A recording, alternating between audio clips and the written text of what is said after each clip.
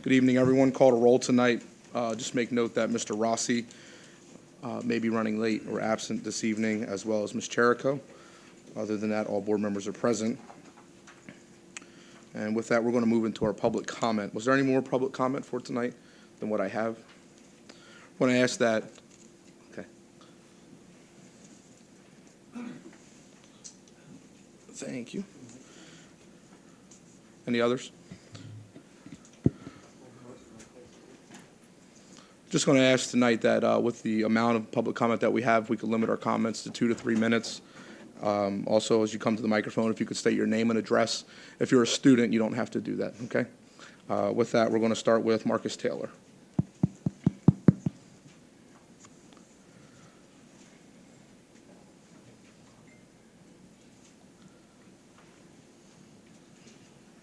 I'm Marcus Taylor.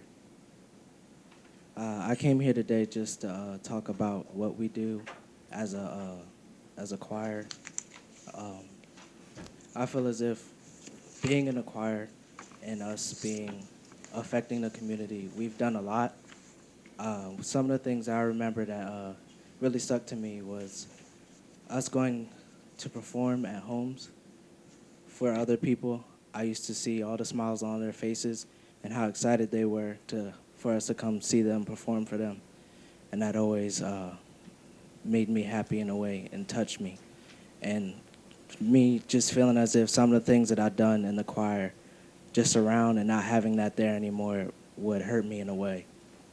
And not also that, but just everything that we've done, parades, school games, all that, just how we've affected the community, and for all that to be taken away, I don't find that fair at all. That's all I can pretty much say. Thank you, Mr. Taylor.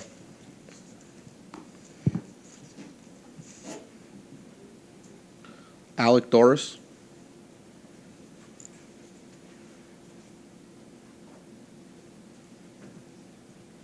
My name is Alec Doris, and I come here tonight to represent the choir. I have only been in Pottsgrove High School's choir for a year, and I've been blessed with so many things. I'm in the show choir. I'm in as many organizations in the choir that I could have been this year. I've put in so much work this year, and it has been an amazing experience. And to my understanding, we're only having a half-credit choir teacher next year. So to throw away all the work that all of us in the choir have put in would just be, in my mind, a waste, and I don't think that it would be a good choice. Thank you. Justin, can I just say that to the students that we have not yet made any decisions about the issue that you're raising. I certainly want to hear everything you have to say, but I just want to make that clear that nothing has been finally decided. Okay? Thank you, Mr. Doris. Aaron Amol.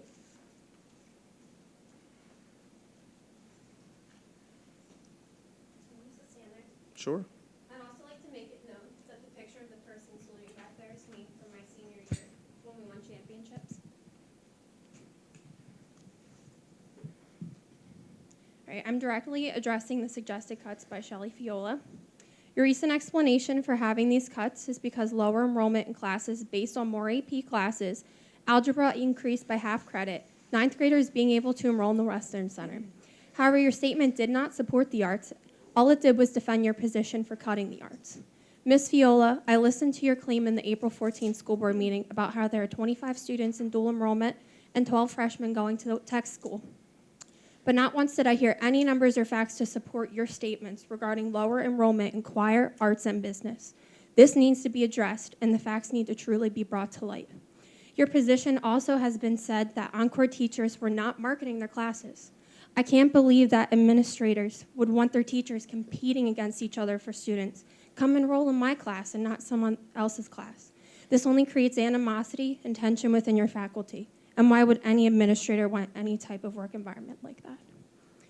I find it quite ironic that for all of the renovations being done at the high school, there are new music, art, and business facilities being built. But the first thing that is being suggested for cuts is teachers, so we will not have enough teachers to fill these new expensive facilities with classes. I also recall many, many times through my time at Pottsgrove hearing about Pottsgrove as a district that supports the arts. If Pottsgrove truly supports the arts as much as it says it does, then why would art teachers be the first suggestion for termination and hour cuts? Teachers are constantly being reminded not to discuss contracts, budgets, and administrators, or they risk reprimands, suspensions, and dismissal. But yesterday, district administrators had a conference room full of students during the school day as a captivated audience to spread their ideas and their views of all the previously mentioned subjects. How is that any different? And during the school day, what educational value was learned from this spread of propaganda? As a concerned taxpayer and community member, I urge all of you to do your research and thoroughly look back into the tentative schedule that was created for this upcoming school year. If you do so, you will find that the school board has the option of setting aside a specific cash pool to give administrators additional merit pay, and specific information regarding this amount of money set aside needs to be addressed. You will also find that every administrator is not earning their $150,000 plus salary on their own.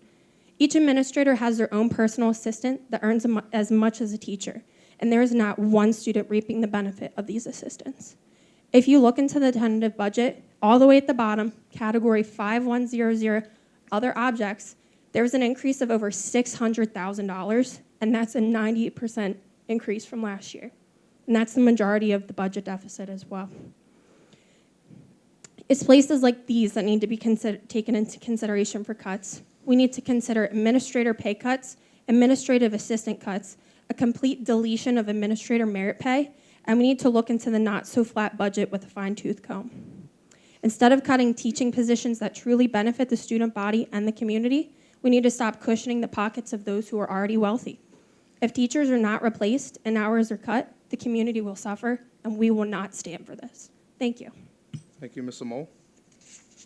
My name is Stephanie French. I live at 61 Commons Drive. I'm a 2013 alumni, and I am speaking on the matter of Superintendent Fiola's suggested cuts.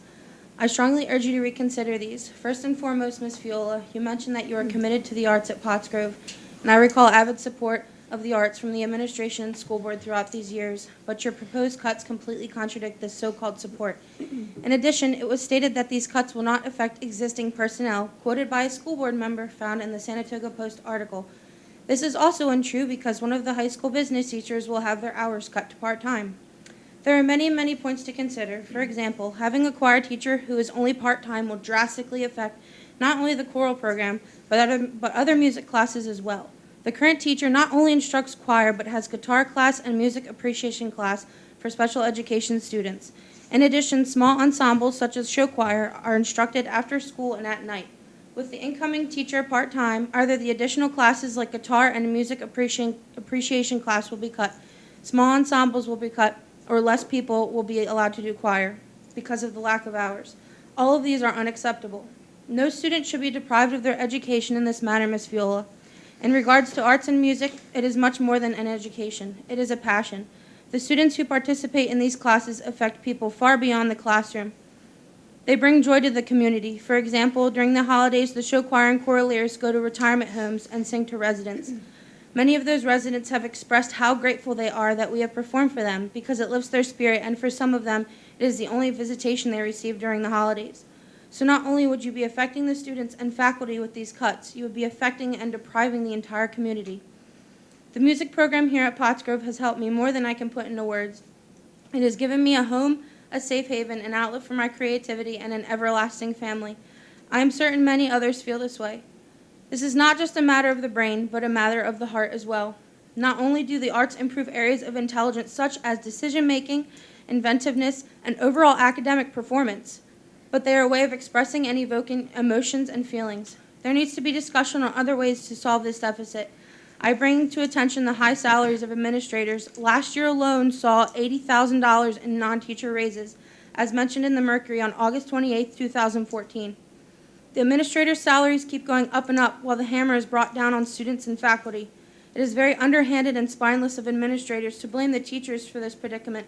Blaming the teachers for not accepting schedule changes is rather childish and unprofessional. At the same time that you are blaming teachers for the financial predicament that you are in, you are hiring an assistant to the business manager, you are hiring a curriculum director, and you continually add to the district office personnel and budget. I also want to bring to attention that Ms. Viola claims that there are an increase in students enrolling in AP courses and doubling up on certain courses.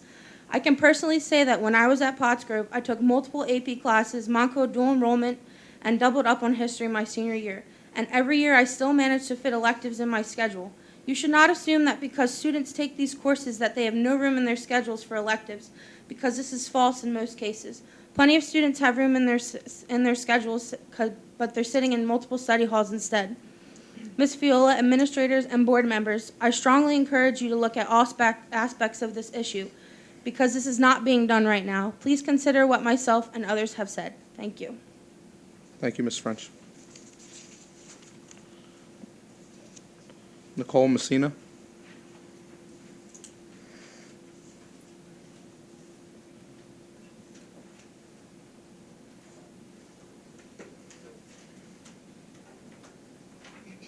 Hi, I'm Nicole Messina. I currently reside in Lower Pottsgrove Township. While I beg you to reconsider all teaching staff reductions, I'd like to focus specifically on the high school choral director position. During my 4 years at Pottsgrove, I spent a lot of my time in the music programs, particularly choir, and I feel I can advocate for this specifically. I gained a lot of confidence and leadership skills and academic drive through the choral program that has led me to soar to excellence as Pottsgrove wants all of their students to do. The choral director position is a very involved position that I cannot see how you can put it down to half-time. There are multiple choral ensembles. She gets the choirs into the community. She coaches aspiring singers to perform in district, regional, and state PMEA choirs. She coaches these students to go on to be accepted into well-known music education and performance programs in esteemed colleges and universities in the area. And this is only a short summary of all of the choir director does. I do not see how this can be put into a half-time position.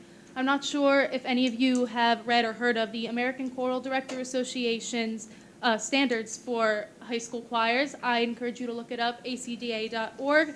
It is a pretty hefty document. There's a lot involved. Some highlights from it, to say the very minimal, are cultural exposure, an emphasis on literacy, an emphasis on historical context, and emphasis on vocal health, and these are just a few of many standards that are held by this organization. Again, I don't see how this can be accomplished in a half-time position. Might I add that, if I'm sure most of us have heard, that there's a draft in government that is considering putting music as a core academic subject along with those already determined by No Child Left Behind. If this goes through and the choir director position is cut to half-time, you are not cutting an elective position half-time, you are cutting a potential core subject position to half-time. And I attend Westchester University currently. I'm in multiple music organizations there. 99% of my friends there are music educators, a lot of them about to go into the field. I can tell you right now, you are going to have a really hard time finding a music teacher, a quality music teacher who is willing to take a half-time position if they can find a full-time position. Hypothetically, if you let this pass, it'll be a revolving door of teachers going in and out of the district, in and out of this position as they're trying to find full-time positions that they have worked hard for more than 4 years and that they deserve. If we cannot keep a long-term choir director in this position, then we are putting at high risk the quality of the program that has been built up for decades and that this district holds to such a high standard and with such pride. I don't know about you, I am not willing to put such a program at risk if we can help it. I understand that there are plenty of difficulties with budgeting and allocating money and figuring out what staffing will work best for the entire district, but I sincerely think that there are options that do not involve cutting out the lean muscle from our highly regarded programs in this school district, not only the music program, but the art and business and other positions that are considering getting hours cut or getting full positions cut. I sincerely urge you to consider other options. Thank you for your time. Thank you. Carolyn Ramilius.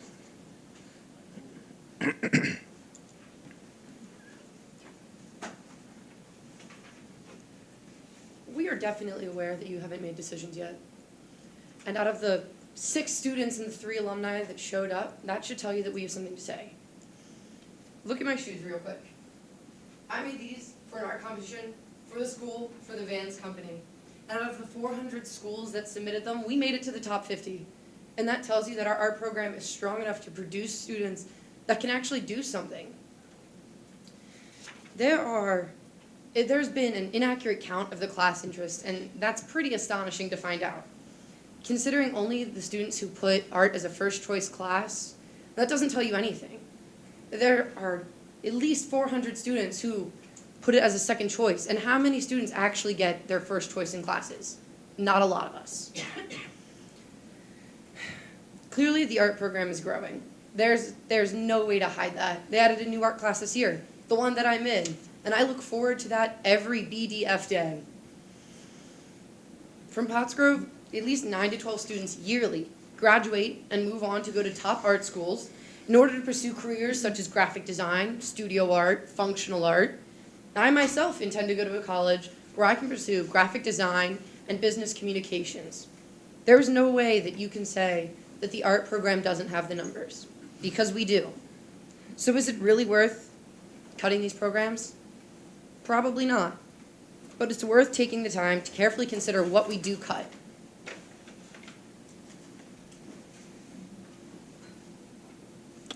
Thank you. Mary Beth Gray.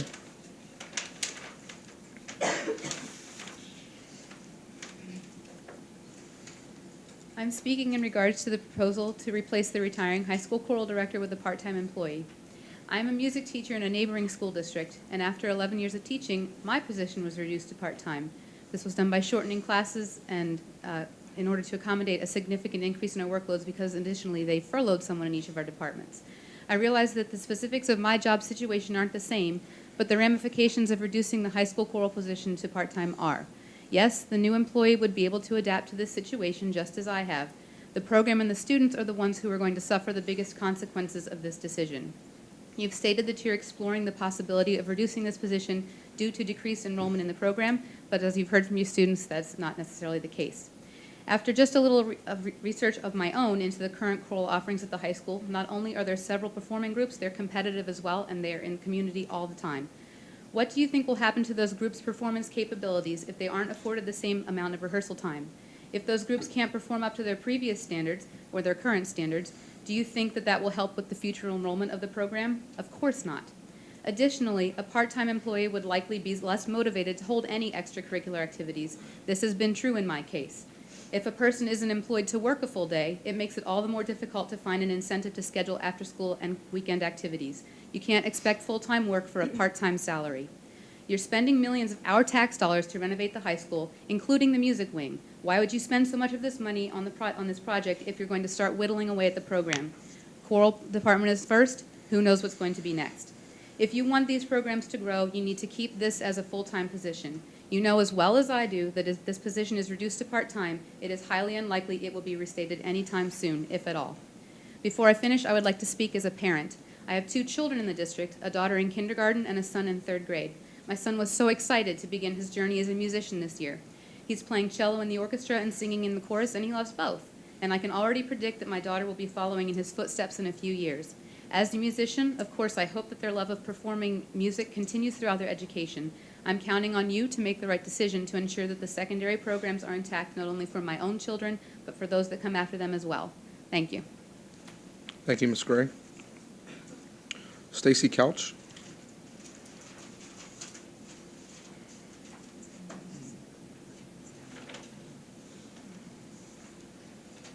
Good evening, my name's Stacy Couch, and I'm a 2003 graduate of Pottsgrove High School, as is my husband.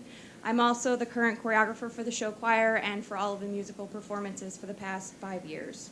Some things to consider in terms of reducing the choir position to halftime. Ms. Faust currently serves as a large resource for these students outside of the classroom in their schedule where they do have extra time, like their study halls and after school. She makes herself available, and as the previous woman spoke, when you are only paid for a half day, wanting to spend the extra time is probably not going to fall right in line.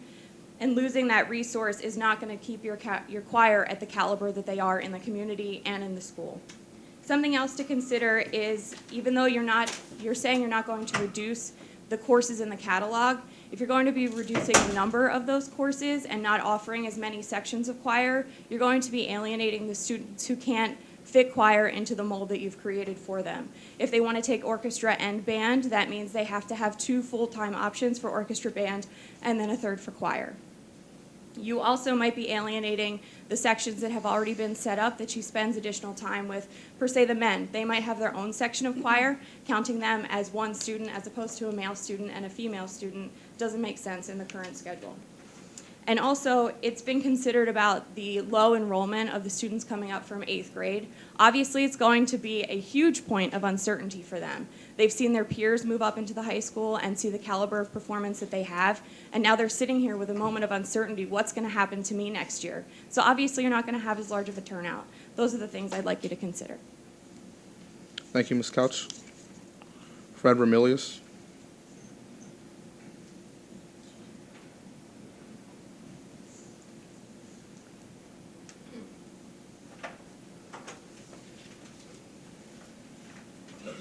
Good evening. My name is Fred Ramilius with 155 Boxwood Court. I want to speak for a minute about the board's conduct and its priorities, because you've got them wrong. Let's start with the $5,000 that we're going to spend when we don't have any money to dumb down the grading system. Buying software to convert grades so that some people can get A's easier or get into college without having to work hard is just wrong. And we're talking about money we don't have, and we're making cuts. Next, let's talk a minute about some board members who went around and got signatures, okay? That's just not the way to do business. And I understand that, okay? But then the rest of you decided that, gee, we didn't like that, so we're going to retaliate. We're going to launch an investigation. We're going to send the school district's attorneys to go interrogate the same people who were just harassed by the board member. What kind of business is that? You should not be proud of yourselves at all. And then, you're spending taxpayer money to get that report.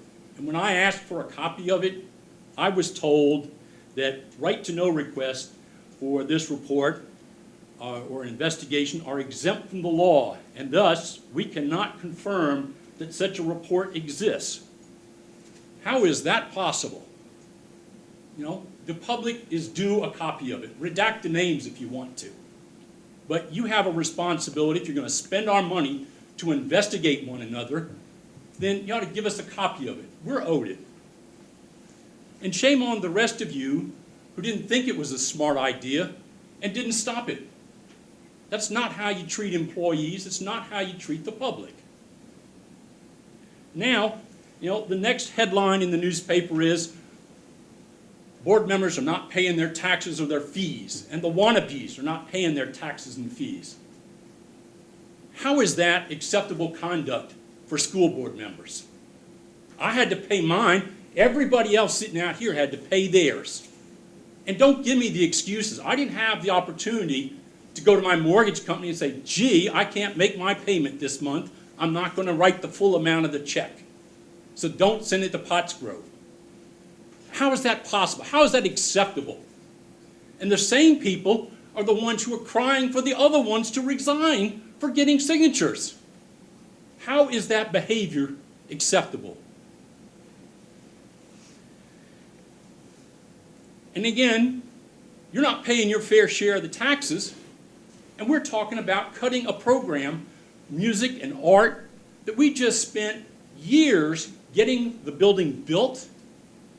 We're spending millions of dollars, and the first thing that comes to mind is we might cut some of those programs. Are you insane?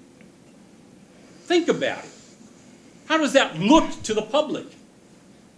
And we're talking about maybe getting rid of a business teacher. For goodness sakes, we want our students to grow up and have access to become successful businesses in the community so they can pay their taxes. And then, we're talking about getting rid of a full-time music instructor, a person who spent 30 years developing the program here. We spent the last decade developing the program, and we're going to replace that person with a part-time person that's going to make $25,000 a year, half-time teacher. Think about that. That's less than half what we pay a custodian.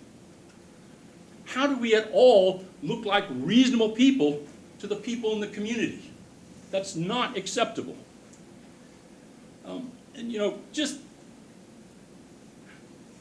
I expect more from you. I expect more from the people who are running for the office.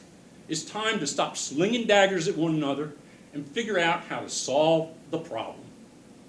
And take a serious, hard look in the mirror at your behavior.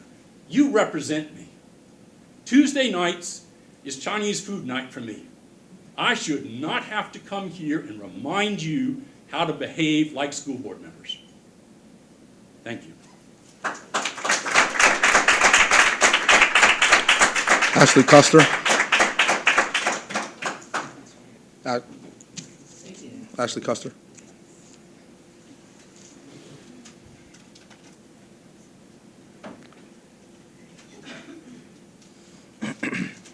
Hi, I'm Ashley Custer, 613 Mock Road. I would like to say a few words concerning the recent stories that have printed about 3 of my running mates.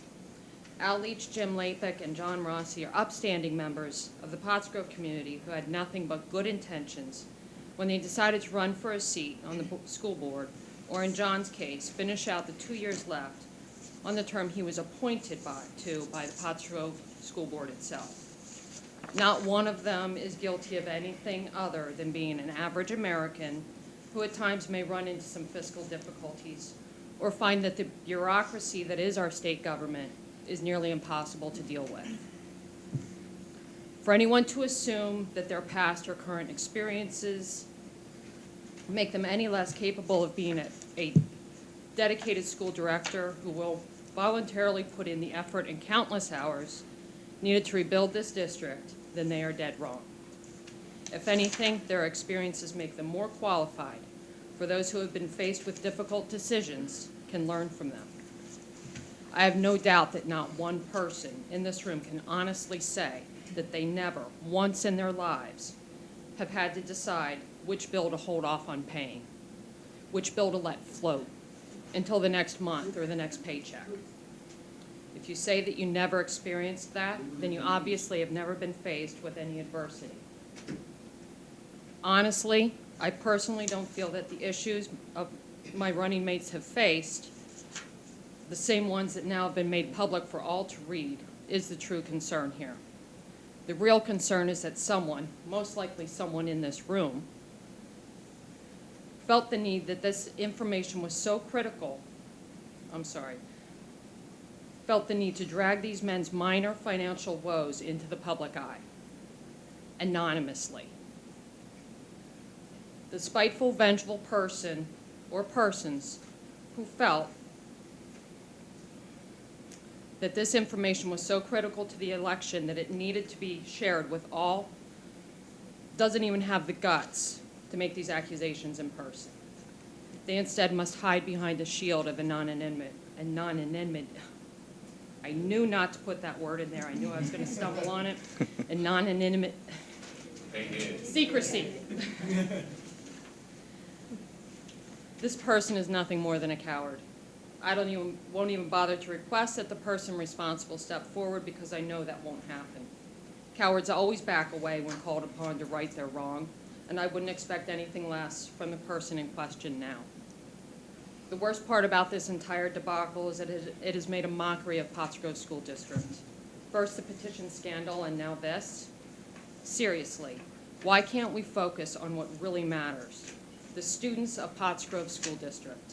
It seems that while a bunch of adults were acting like a group of middle school mean girls, gossiping and spreading rumors, the main focus was forgotten, the education of our students.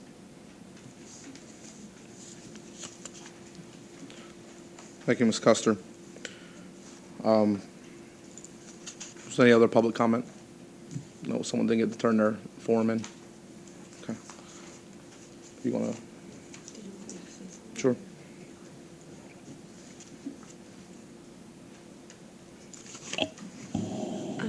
Mr. Valentine, in response to your request that I make a statement with regard to the recommendations, at the last board meeting, I know many of you weren't in attendance, but we did review for the board the deficit that we were currently facing, which at that meeting 2 weeks ago was $841,000 deficit if we raise taxes to the adjusted index, which is 2.4%. And that's understanding that the community is not necessarily in favor of a 2.4% tax increase, but we were working at the maximum of 2.4% because that's what the board set as the top of the window. And with that, we have an $841,000 deficit. So we've been working through the budget for months to try to scour down and take things out of the budget that we didn't think were critical. But all along, I've been talking about the fact that you can't close a budget deficit of a large amount such as that without looking at personnel, without looking at enrollment numbers, without looking at high-impact dollars, and also keeping in mind that we are negotiating a teacher's contract and we want to make sure that we have adequate funding to be able to settle that contract and move forward in a positive manner with our teachers. So that being said, the administration has been looking at several things. We look at the enrollment numbers district-wide. We start looking at the elementary numbers. We look at how our elementary enrollments are coming in because each year we get new kindergarten students. Those students move to first grade moves to second grade, and so on. We take a look at the class sizes. We made the recommendation thus far in looking at our numbers that we could make a couple of changes and move some things around to keep our numbers relatively flat without losing any positions at West Pottsgrove Elementary, but just moving them around to keep our class sizes level. At Ringing Rocks Elementary School, we have a teacher that's retiring, and if we do not fill that position, our class size would only go up by 2 students per class, from about 17 to about 19 students in second grade. So at this moment, we're thinking if we don't fill that position, that's a large chunk of money that we could save to use toward the deficit. So that's one thing that we spoke about that just wanted to remind everybody was on the table. Secondly, we move up to the secondary level and we look at the courses. And each year, we offer courses in a course selection guide that is approved by the Board of Education. And each year in the fall, teachers are asked to add courses if they so desire or recommend new courses that they might consider offering in order to grow the program. And over the course of time, we've added numerous AP courses and some other additional courses for students to attract student interest and in order to make our high school more competitive. So we put all those courses in the catalog, we run the courses that we've always had, and then we look at how the numbers come in. And this year when the numbers came back, we scrutinize the numbers. We make the high school principal, as part of his job, look at those numbers and look at how many sections we might need to run based on the students that have elected to be in certain courses. That's then brought forth to the central office, and Dr. Shirk and I spent quite a bit of time looking through all of those enrollment numbers. And what we found is that we just have some significant decreases. In looking into this further, it's really our position that we have some unintended consequences that contributed to this. And this is probably unintended consequences that are now evolving us as a high school and as a community, because we have more students going to the Western Center, not just the freshman students that the board, the JOC board, which is comprised of 3 board members here, but also 3 board members from Springford and 3 board members from Upper Perk, who wanted to see the Western Center grow. So they advocated to add freshmen, to allow freshmen to attend the Western Center. So that was offered to our students. We were very selective in wanting freshmen to go because we want to make sure if we send a freshman that they're going to be successful there, because the last thing we want to do is send a student and have them have to come back to the high school and make that transition yet again. So we're very selective about it, yet we have 12 that we feel are strong candidates to go, and we have 25 to 29, I can't remember off the top of my head, of level 2 and 3 students that are increasing over last year, so more juniors and seniors that have elected to go to the Western Center. When they go to the Western Center, they go there for their elective or encore courses. They don't take their courses here. They're only at the high school for their core courses in the morning. They have to get their core requirements of English, science, mathematics, and in some cases, social studies. In addition to that, we have more students over time that have wanted to have opportunities at the community college. Thus, we have more students attending the community college to take courses there. Again, if they're not here, if they're not there, they're taking their courses here, and if they're not here, they're somewhere else, and our enrollment goes down. Additionally, we've had teachers add numerous courses to our catalog, AP and honors courses. It's been advocated through research that more opportunities for students in honors and AP courses will set them up for success in college and beyond, and it's a very good experience for students. And in years past, I believe that we were limiting the number of students or who had the potential, so to speak, of being successful in these courses, and we wanted to give other students the opportunities, so we opened up the avenue for students to have those opportunities, and they've risen to the occasion, have done quite well in the courses. But if they're taking those courses and doubling up in science and mathematics, then they may not be able then to take an art or a music or a business or another course, because at some point they have to make some choices. So sometimes they make their choices to take the music, and sometimes they make their choices to take other courses. That being said, it all comes back to the numbers. When we received the numbers this year, they are what they are. And this, excuse me, but I will make those numbers public to, I've already made them public to the leadership team at the high school. Dr. Ziegler has the numbers. I'm going to speak to the Board of Education about the numbers. And the sections are what the sections are. And that is basically how we build a master schedule. Once the students elect a course, the schedule's written, we do the math, we divide the number of students by the number of sections that we need to offer, and we offer those number of sections. Next year, there are 3 sections that need to be taught by a music person. Because we have somebody retiring, it doesn't make sense to hire a teacher to teach 6 or 5 when the full class load is 6 or 5, if there are only 3 courses for the teacher to teach. So that's why we were making the recommendation that we save the money this year, and we look and see if we need to add that back in years following. The same thing for art. We have 11.5 sections of art. Full-time art teacher is either 5 or 6. So if you do the math, 11.5 is 2 teachers. It's not 3 teachers. It doesn't make sense to pay for 3 teachers when we don't need 3 teachers, and it just so happens that one of our teachers has retired.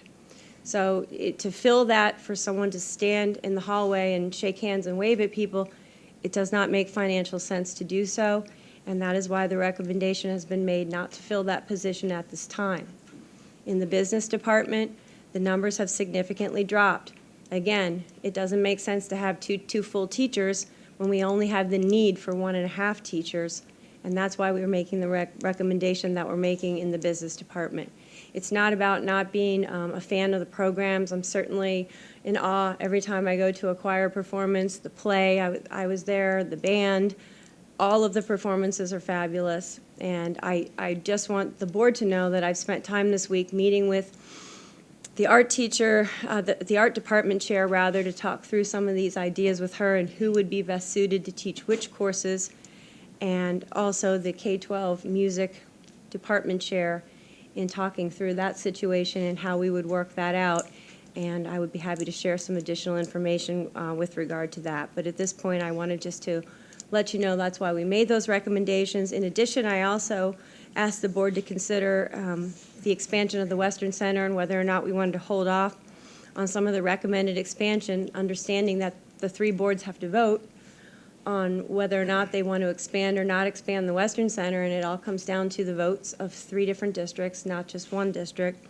But again, our portion of that is a savings to our home budget and our home district, and if you take money out of our budget for something over there, then I have to find the cuts here. So it's just a balancing act, and that's another piece to this budget at this current moment. So I think that's really what I went over at the last board meeting. And Are you finished? Mm-hmm. Ms. Grimm? Yeah, a couple things here. First of all, we're building this beautiful, beautiful art center. And going to a half teacher is no way I am going to buy the numbers. First of all, we have a wonderful teacher, and I thank Cindy for all she did for my son, who's now an excellent music teacher. And I know the hard work and the dedication, but years ago, I don't know if you remember, the band. We had a band that the numbers were so low. And then we hired Victor Holliday to come in. And I say no more, look at his program. I say let's get the teacher in here full-time, let them do what they want with the program and excel with the program, because I can guarantee you that if the kids see the excitement and someone develops a program, it's a win-win for our kids. As for the Western Center, I do believe that when we want to open it up to the freshmen, there are just certain kids that just are not into books. And if these kids have talents with hands-on, again, we have to open up that enrollment to give them what they need so they're successful. So I am 100% not for cutting anything. I'm sure we can find other ways, but I am not going to deny any of these children these opportunities, because these are, in my opinion, God-given talents. And we need to excel them, and we need to support the arts, and we need, and the other thing that really upsets me is I know in history, you take something away, you're not going to get it back. It's not coming back. So I just would express to my fellow board members here to really think about the art students, because they're the ones who do make an impact also. I just wanted to also remind the board that in years past, we did have 2 business teachers. It went down to 1. And it's come back to 2. Now it's at 2. The numbers just don't support 2. So it's not that we haven't gotten things back that we've taken away. And one other comment that was made in the public comment was talked about the PMEA and the coaching and the choir groups and the rehearsal time. And I just wanted to remind people that there are supplemental contracts that pay for our teachers to do things outside the school day. And just as the football coach isn't using his time during that work day, he's teaching phys ed, he's assigned to health and phys ed, he's not assigned to coaching football. That's typically what you would expect of band and of music, that they wouldn't be doing their supplementals during the day. And if you look at the elementary school and at the middle school, I know those teachers work before and after school for their performing groups and their coaching pieces to work with their sopranos and altos and so on and so forth, men's and women's, because that's what they have to do because they teach a full load during the day. So I'm just trying to also balance equity in terms of, if I'm a teacher and I have a full load, but my colleague next to me only teaches 3 classes a day, is that equitable, and is that something that we should support? And that's, that's the position that I've been put in, and obviously that's your decision, but I'm just bringing that to your attention. I had a question and then a comment. My question is, I know we've been talking about opening up the Western Center to freshmen, and we've identified 12 freshmen. And I seem to remember that there's an additional cost per student for them to go to the Western Center. And I don't know, Dave, if you have that off the top of your head or... It's not necessarily an additional cost, but we share the overall cost of the Western Center based on our 5-year average enrollment.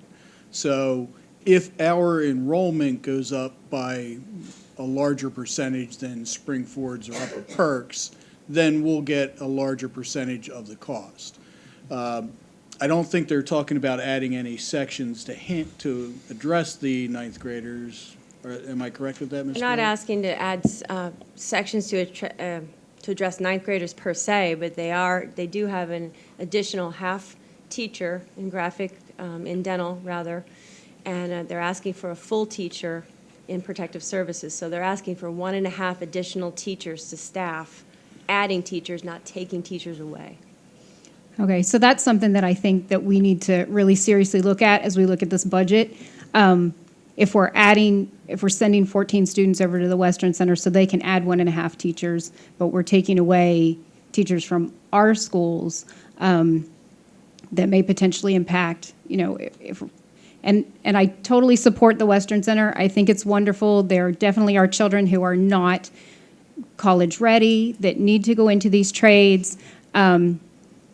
However, if we're weighing sending 14 extra students to the Western Center against how many students we have here in our school district that may be impacted by our cuts, I think we really have to seriously look at that. And we may have to, And I just want to make sure the board completely understands, it's not about adding the freshmen or not the freshmen. The Western Center wants to expand those programs, whether there's freshmen or no freshmen, okay?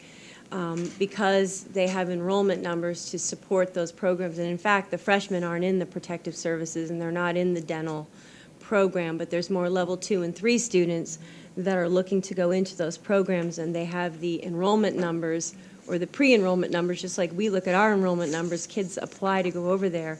They have numbers to suggest that they would like to have a dental, and they have numbers to suggest at least a half of protective services. My personal opinion is they don't have the numbers for a full-time protective services.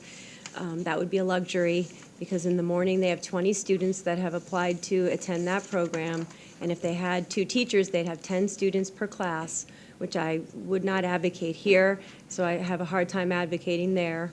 But in the afternoon program, they have 58 students, so they certainly need a second body in the afternoon if they wish to continue having that many students in. Otherwise, you have to limit the students that can, the number of students that can go in the program. So we'd have to turn away applicants, so to speak, and so that's the dilemma that the board members there are toiling with at this point. Now, do we have that discussion on an agenda for in the next couple of months to talk about? It's not on an agenda here because it's really up to the 3 members of the board to make that recommendation to you, and that's why I was bringing it up the last couple meetings. But the Western Center has it on their agenda for Monday, this coming Monday, to vote.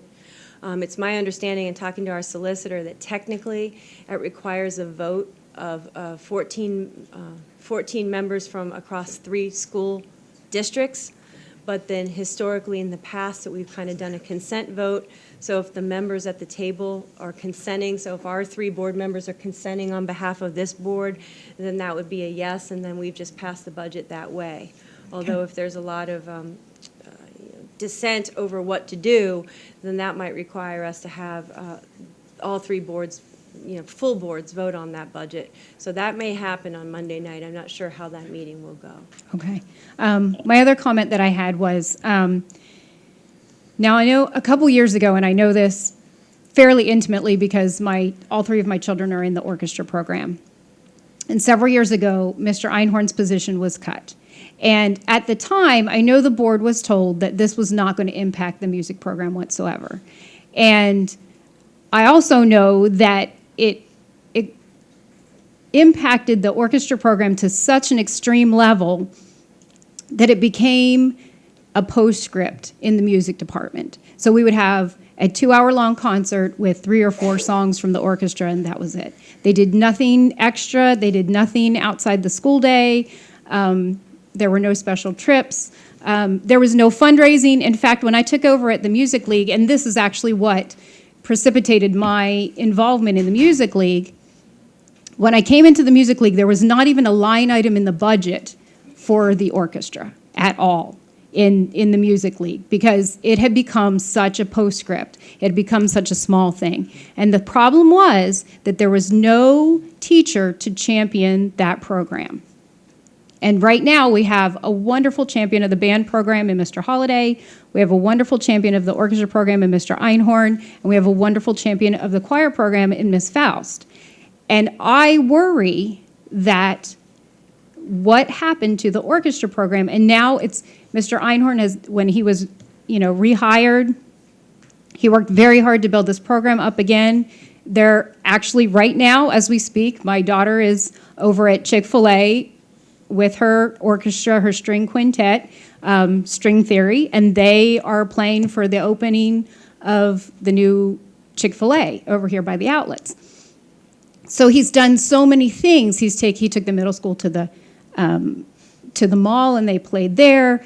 They're now back up to 5 or 6 performing groups in each, but it takes someone to be a champion for the program.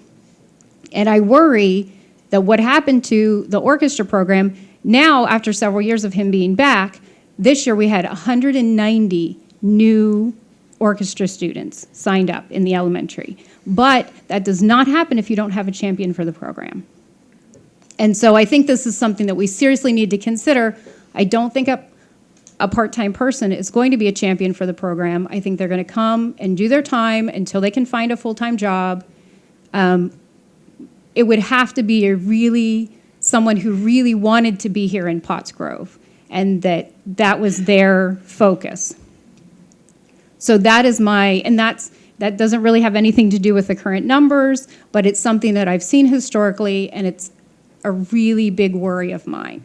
So, and I do know that we're going to sit down as a board in an executive session and look at numbers and talk about personnel and things like that.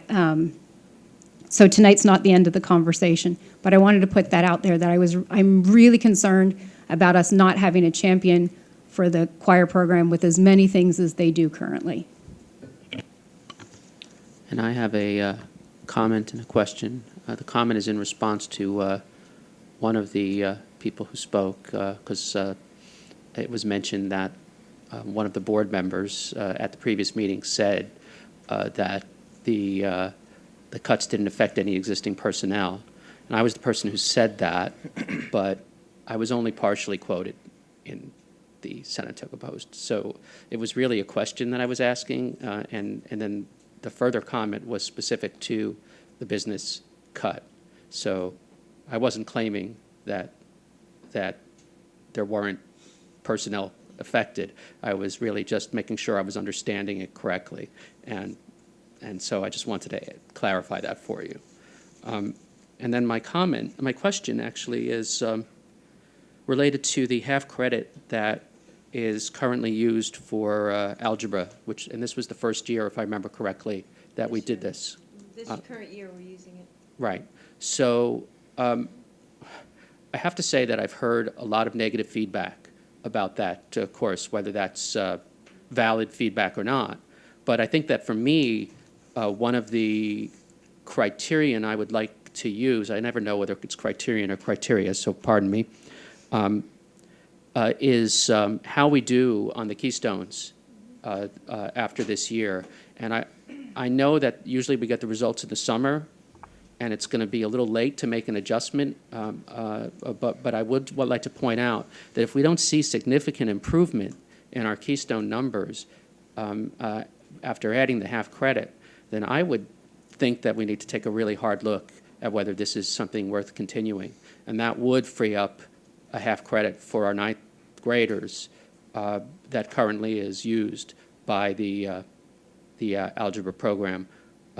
That said, I'm very hopeful that our Keystone numbers soar this year, and that my point is moot. Well, I'd just like to comment on that. Certainly, we're watching the numbers, and it might take more than 1 year to get some valid data. But the other thing I wanted to explain is, we're modeling this off of other model districts. You always say, look at the model districts, look at the districts that are high performing. Well, one of those districts is Abington School District, and I was just there just this past week, talking with the superintendent, Dr. Sickle. And she reminded us, that they looked at this probably about 10 years ago at, their students weren't achieving the way in which they felt that they should. So for not just math, but for social studies, for science, and for language arts, they added a half credit, an additional half credit drop, just like we're doing with the math. So a full credit for some students and an additional half credit elective to assist those students who required more time for learning, because the research out there will say that not all students learn at the same rate and require that extra time in order to gain the sufficient skills necessary to be successful, not just on the Keystone to make our district look good, but to truly help the student acquire the skills so that when they take the upper level courses moving forward, they have the requisite skills to really feel confident and comfortable. And she showed us her data over the last 10 years, and it's fantastic. It's amazing. So I would hate for our board to, try something for 1 year, or for dabble in it here and dabble in it there, and then just give it up because students might not like it. I mean, it's not always about what everyone likes. It's about us trying to find best practices and put those opportunities in front of students to help students be successful, so that when they do move on, they have those skills, and there is data to speak to that. Not particular here yet, but we'll get that for you. So are they using the same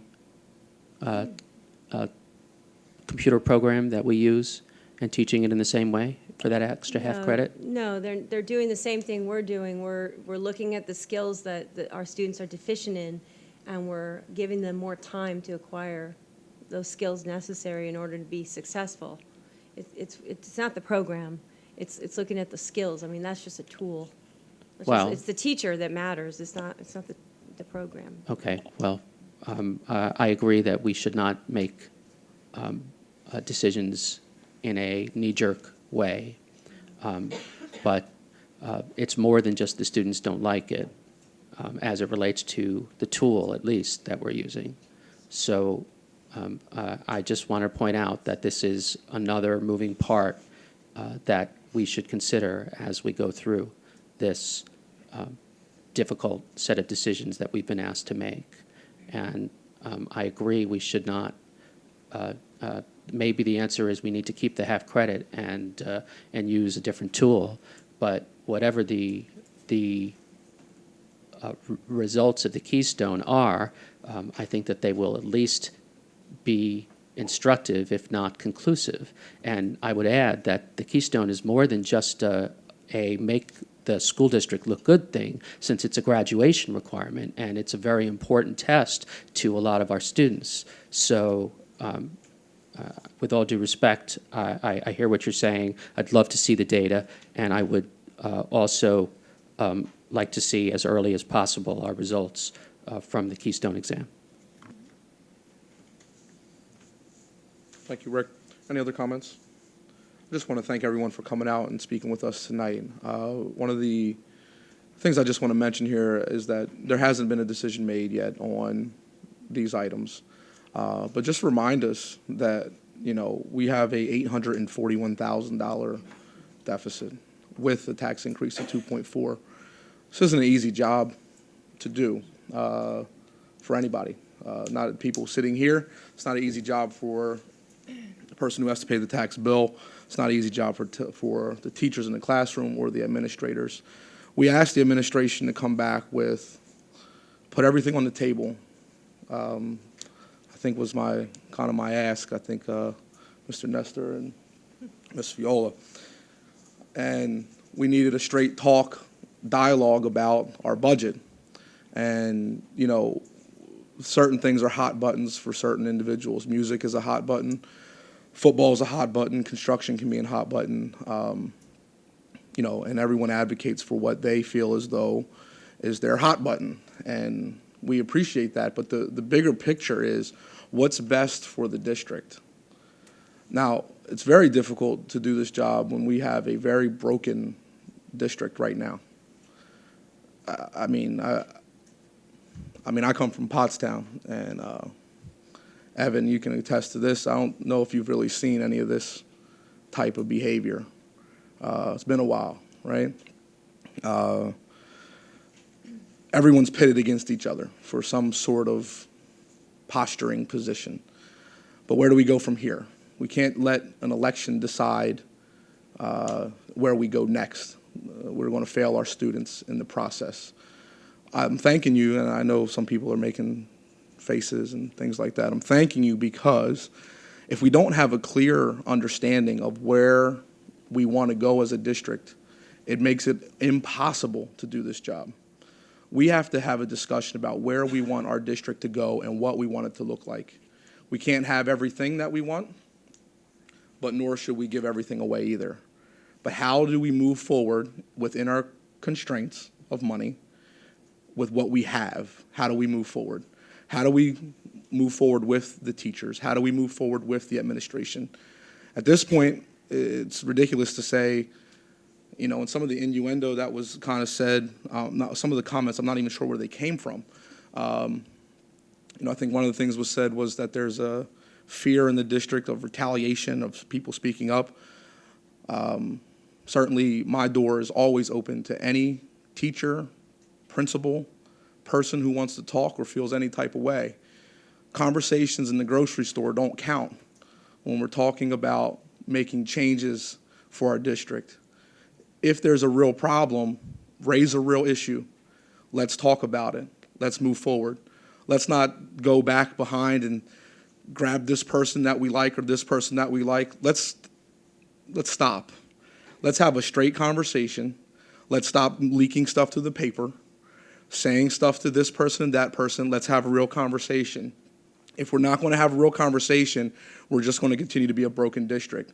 But who suffers? The kids are suffering. They're not suffering now, per se, but it's a shame that there are people who will sacrifice our kids on the altars of their own ambition. And that's just the truth.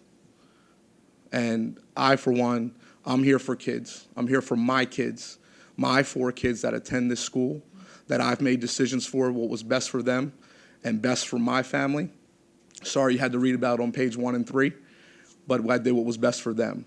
We need to move on as a board, and it starts with us. I've been saying this since I sat in this chair, that if we don't act correctly, if we don't act unified, it doesn't trickle into any other aspect of this program.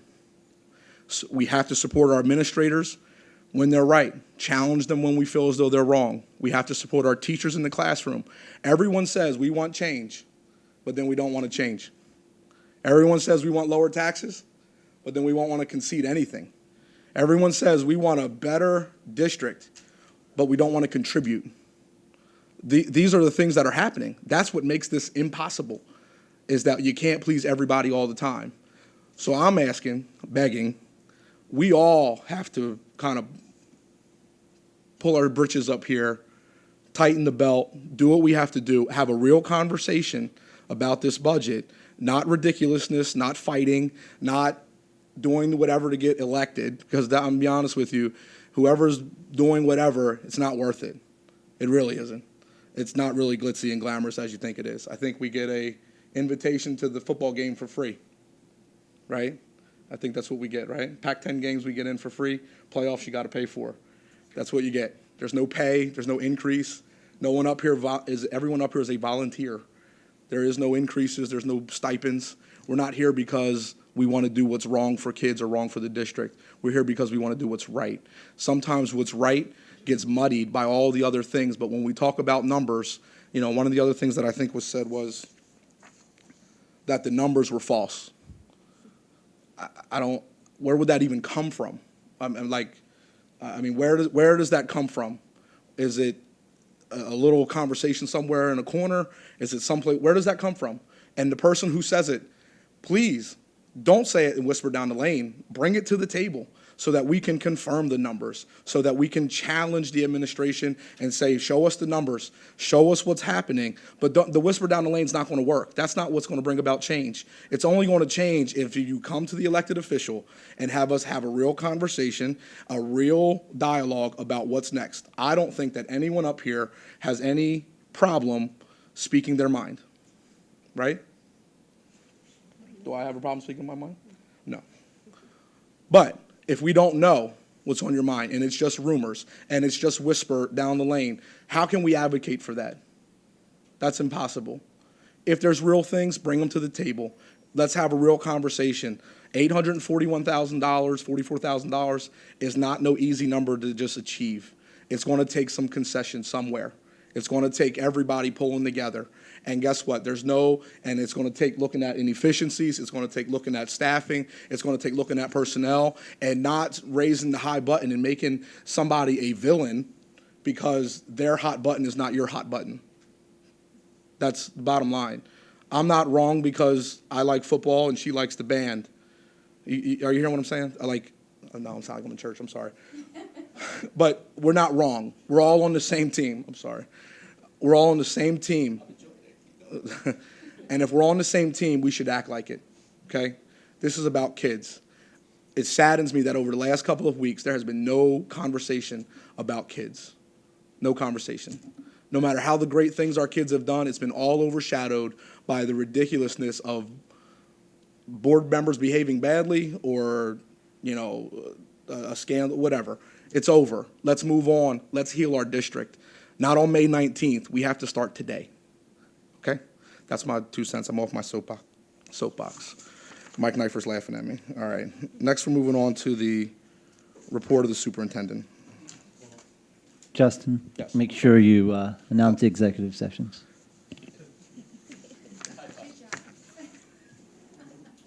An executive session was held at 6 p.m. to discuss potential litigation. Executive session will be following this board meeting at 8:45 p.m. to discuss personnel and negotiations. It may be a little later than that.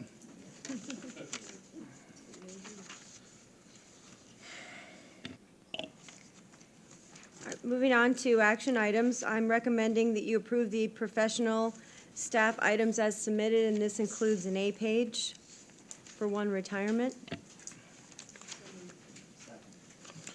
I have a motion and a second. Are there any questions? All those in favor? Aye.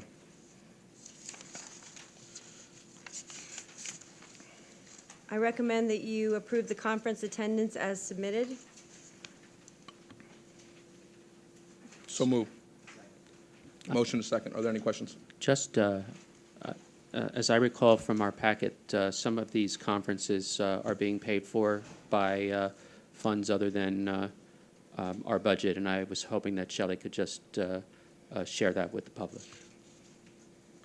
Okay, looking at the conferences, the letter E, we received a grant from the Health and Wellness Foundation, and within that grant includes the entire cost of those staff members, two teachers, a teacher and a nurse, to attend the Wellness Institute and bring that information back to the district. Additionally, letter A is through our budget, but it's paid for through a federal grant, Title I grant. And Well, that means that the taxpayers aren't paying for it. correct. Well, yeah, it just, the money's funneled through our budget, but it's federal grant money. Okay. Motion is second. Any other questions? All those in favor? Aye.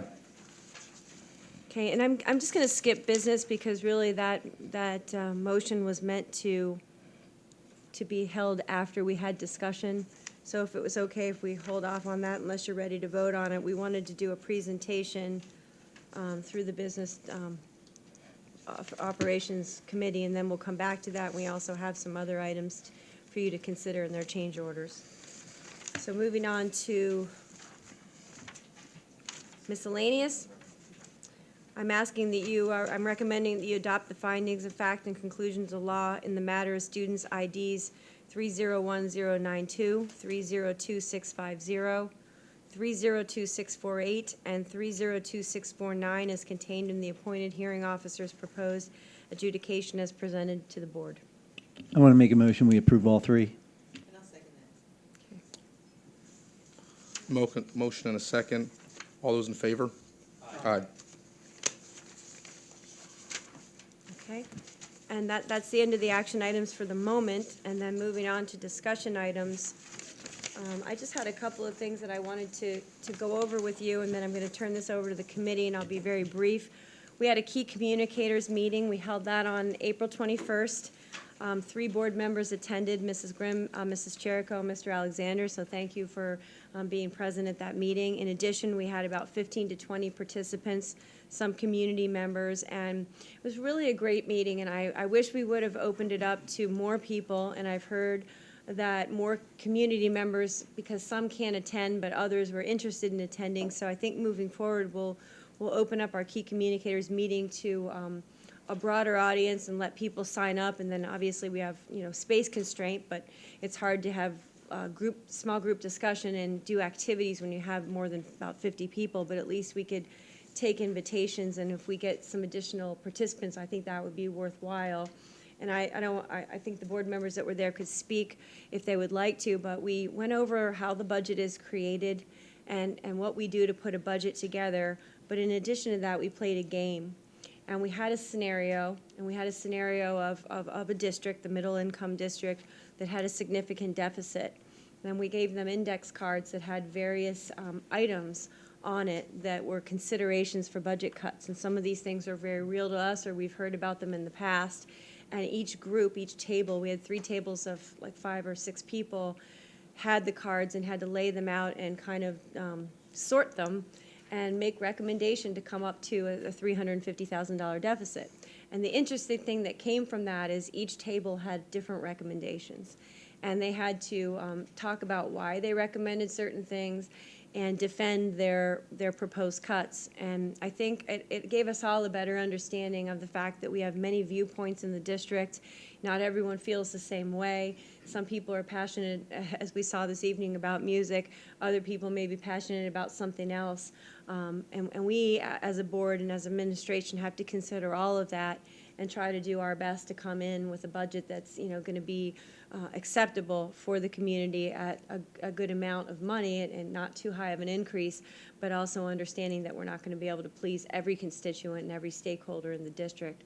So for that, we thought that the evening was a success, and as I said, I'd like to extend that to more people, and I even thought, with the students that I met with the other day, Dr. Shirk and I met with about 15 or 20 students that were invited to attend, and that was based on the recommendation of our student board rep. And I have to give Chloe Klaus a lot of credit. She was hearing a lot of rumor and a lot of what she felt was misinformation going throughout the high school.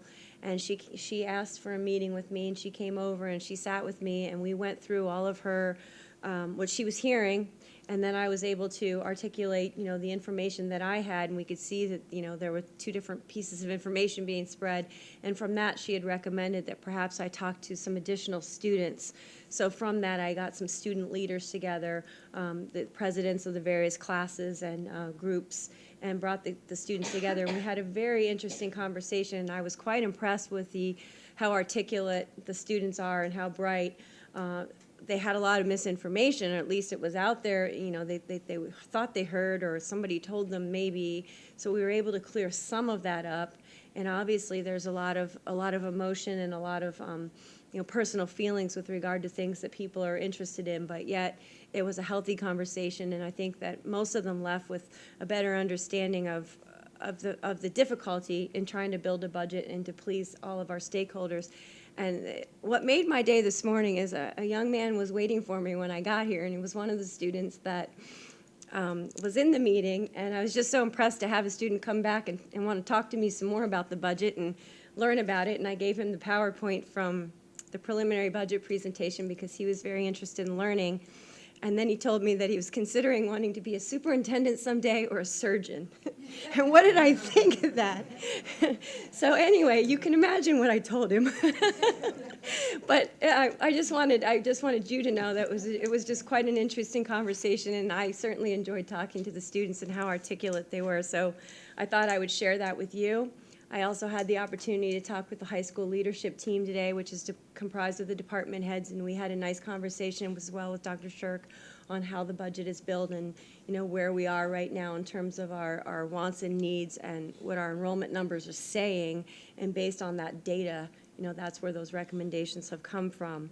And then lastly, I was invited to a meeting today with one of our legislators. It was Marcy Topol, and she represents West and Upper, and it was a very nice meeting. There were 4 or 5 superintendents that were there. We got to talk with her about a lot of the issues and a lot of the bills on the table.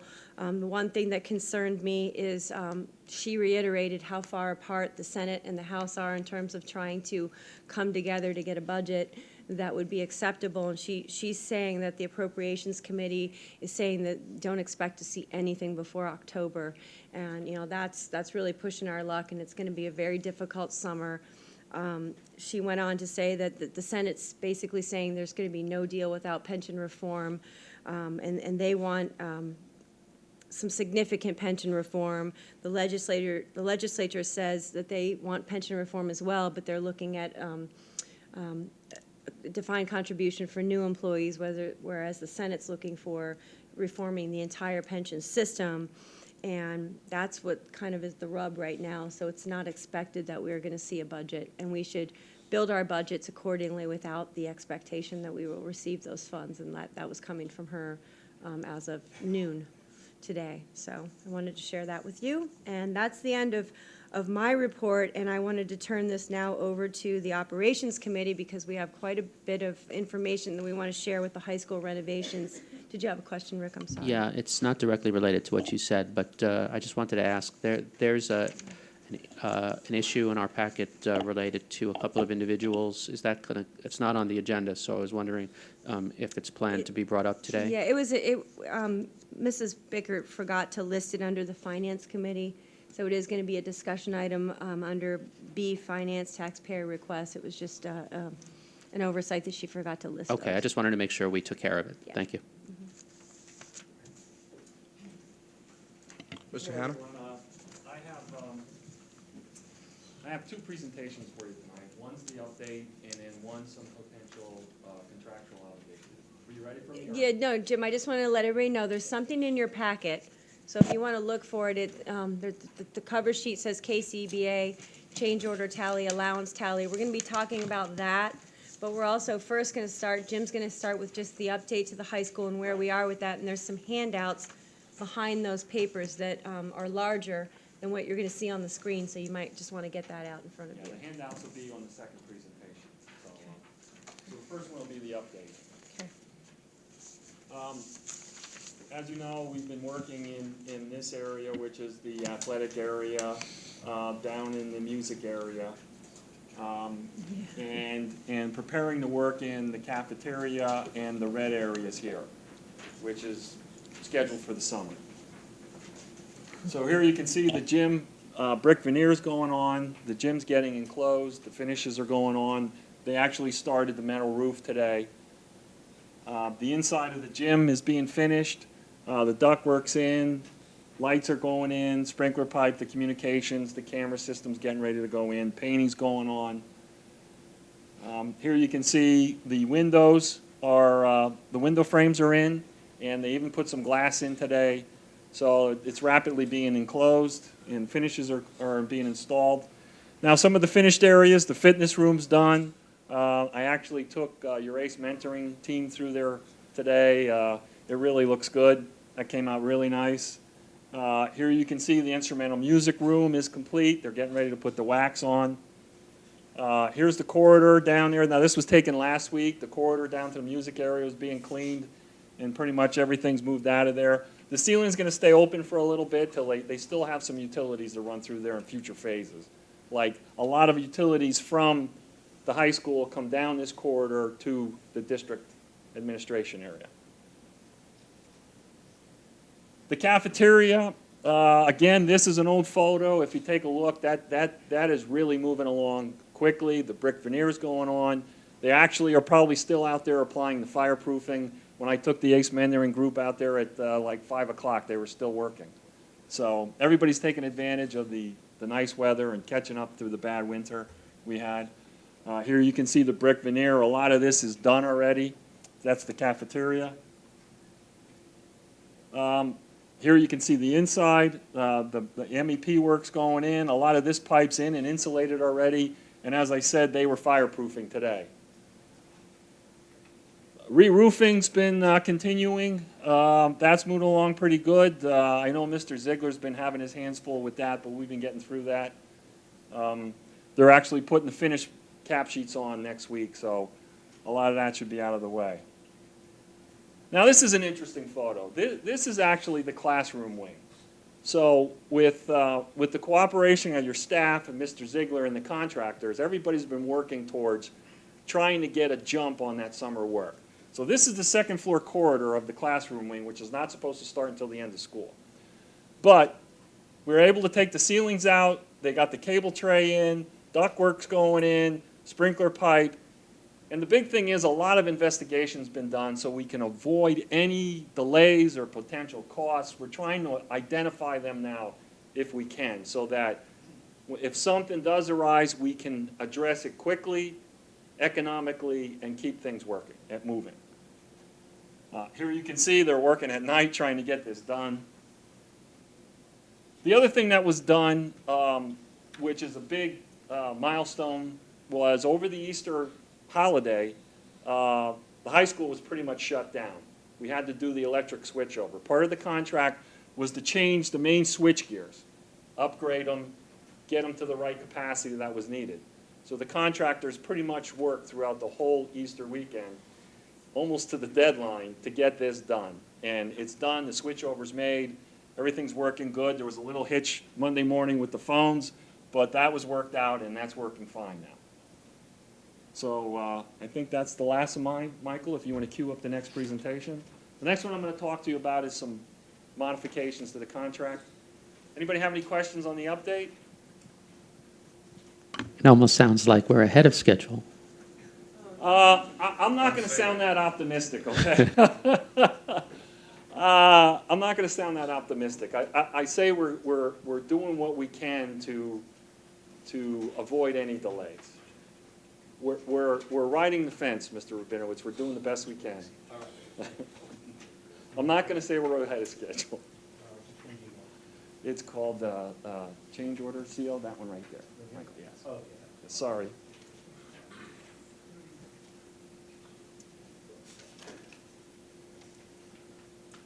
So the first change is something I brought to you last week, was the phasing change. Everybody's on board with that. The contractors are on board. This is the final phasing change. It hasn't changed from last week, from the last time I met with you. So everybody's on board. This change has been issued. The contractors are signing it, and we're moving along with that change in phase. Everybody remembers we're taking the cafeteria the middle of May. The administration area has been moved to next year, and the auxiliary gym, which is going to be the auxiliary gym, is moved to March. That's pretty much the essence of that phasing change. This is the big one. This one, as we were working through this area here in the first and second phase, we discovered that a lot of firewalls were not topped off properly. By that I mean a firewall has to be sealed to the deck so that if a fire does occur, it doesn't have a chance to spread to other areas. So as we addressed these, we were addressing them one by one. And the first way we did it was asking the contractor to give us a price. Well, when they gave us a price, I'm an estimator by trade and a project manager, I thought it was excessive. It's a very difficult thing to do because you're working over, and I'll give you some photos. For example, this is the boiler room. And it's hard to see, but back up in here, that's not sealed properly. It has to be sealed properly, or we won't get a final inspection, we won't comply with codes. So somebody has to crawl up over these pipes and put drywall or cement plaster or whatever we can, the most economical way to seal it. So it's very difficult to put a cost on it, on what your productivity is going to be. Here's another one, up at the top here. This is not sealed properly. You can see the pipes go through, there's a gap there. This is mainly around the boiler room. This is the real problematic area. Here, somebody has to get up around these pipes, get up in there, and seal the wall above these pipes. That's what has to be done to comply with code. Now, a lot of these areas, there are fire-rated assemblies in the wall. So as you walk through, before the ceilings are taken out, you assume that the wall is topped properly. You assume that when that wall was constructed, an inspector walked through there and inspected it properly. Well, evidently that wasn't done. We're finding these in several areas. Like I said, we investigated all these areas to try and bring them to you now so we're not dealing with them at the last minute.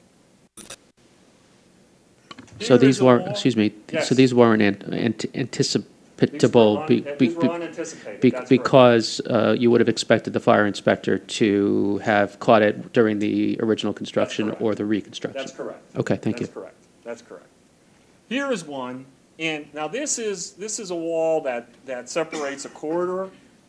This wall should have gone all the way up to the deck. You can see there's a large gap there. That has to be sealed. Now, there may be a way we can get around that. You know, when we encounter these, we're going to talk with the architect. Of course, we'll talk with your staff and come up with the best way to approach it. Some of these, Mr. Kiefer is telling us that maybe we don't have to do them to comply with code. Depends on what the firewall is and where it is. So we'll deal with them as we get there. I'm just trying to bring to you what I anticipate. This is a lot of what we see. Okay, this is in a stairwell.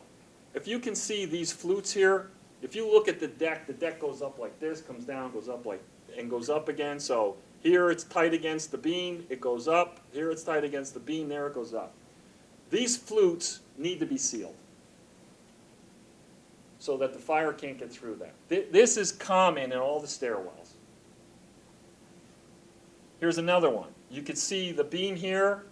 The joist sits on that beam. Here's the seat of the joist, and there's a 2.5-inch gap between this deck and that beam. That has to be sealed to comply with the fire rating. Mr. Hanna, is it possible that that wasn't code at the time?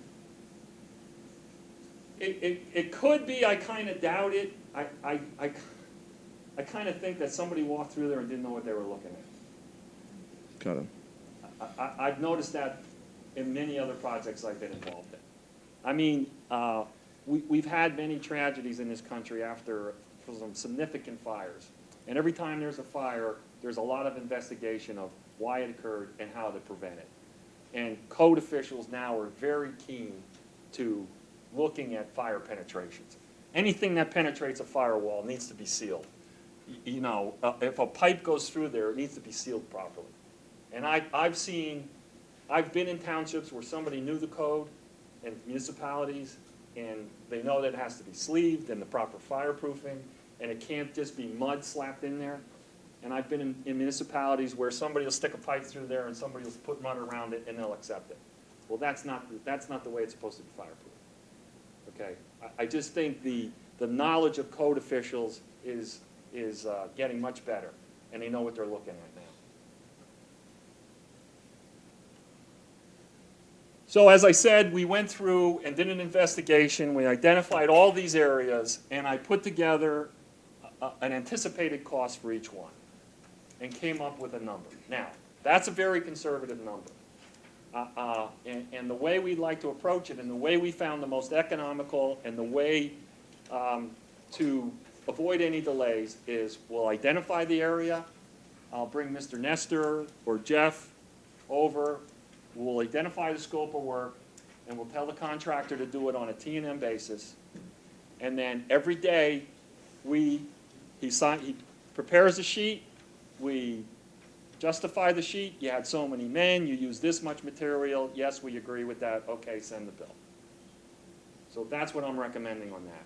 Now, as Mr. Kiefer says, maybe this wall, and this, we may not have to do it entirely. Okay, so before we attack those, we'll make sure Mr. Kiefer gives us some advice. Okay? The next one is, I had brought this to you earlier. There was a bust in this back area. Here's the cafeteria. Here's where the water line comes. A lot of these existing utilities were not the way they were shown, so we had to reroute the fire line and the water line. Initially, the contractor gave me a price of $32,000 to rework the fire line. And I said, no, we're not doing it that way. I'm going to give you a CCD, a construction change directive. You do a time and material. It came back at $16,900. It's a good price. We verified his cost. We should accept that and pay that change. Now, there's still one more here that I haven't come to agreement with him. It's changing the water line. He owes me a credit yet. So I'm waiting for that credit to come back, and then I'll come back with you and tell you what that is. This one, as the roofing has been going on, they were getting ready to re-roof over the boiler room. If you can see where this is, here's the cafeteria, here's the boiler room. The drawing showed that this structure had sloping steel so that the roof would slope to the drains. If you see these triangular spots here, those are called crickets, to get the water to flow to those crickets and then in the drains. This steel is not sloping, okay? It does not slope. So the contractor has to install tapered insulation so we get the water to flow to the drains. He gave me a price. I checked the price of his material with other vendors. They were within $300.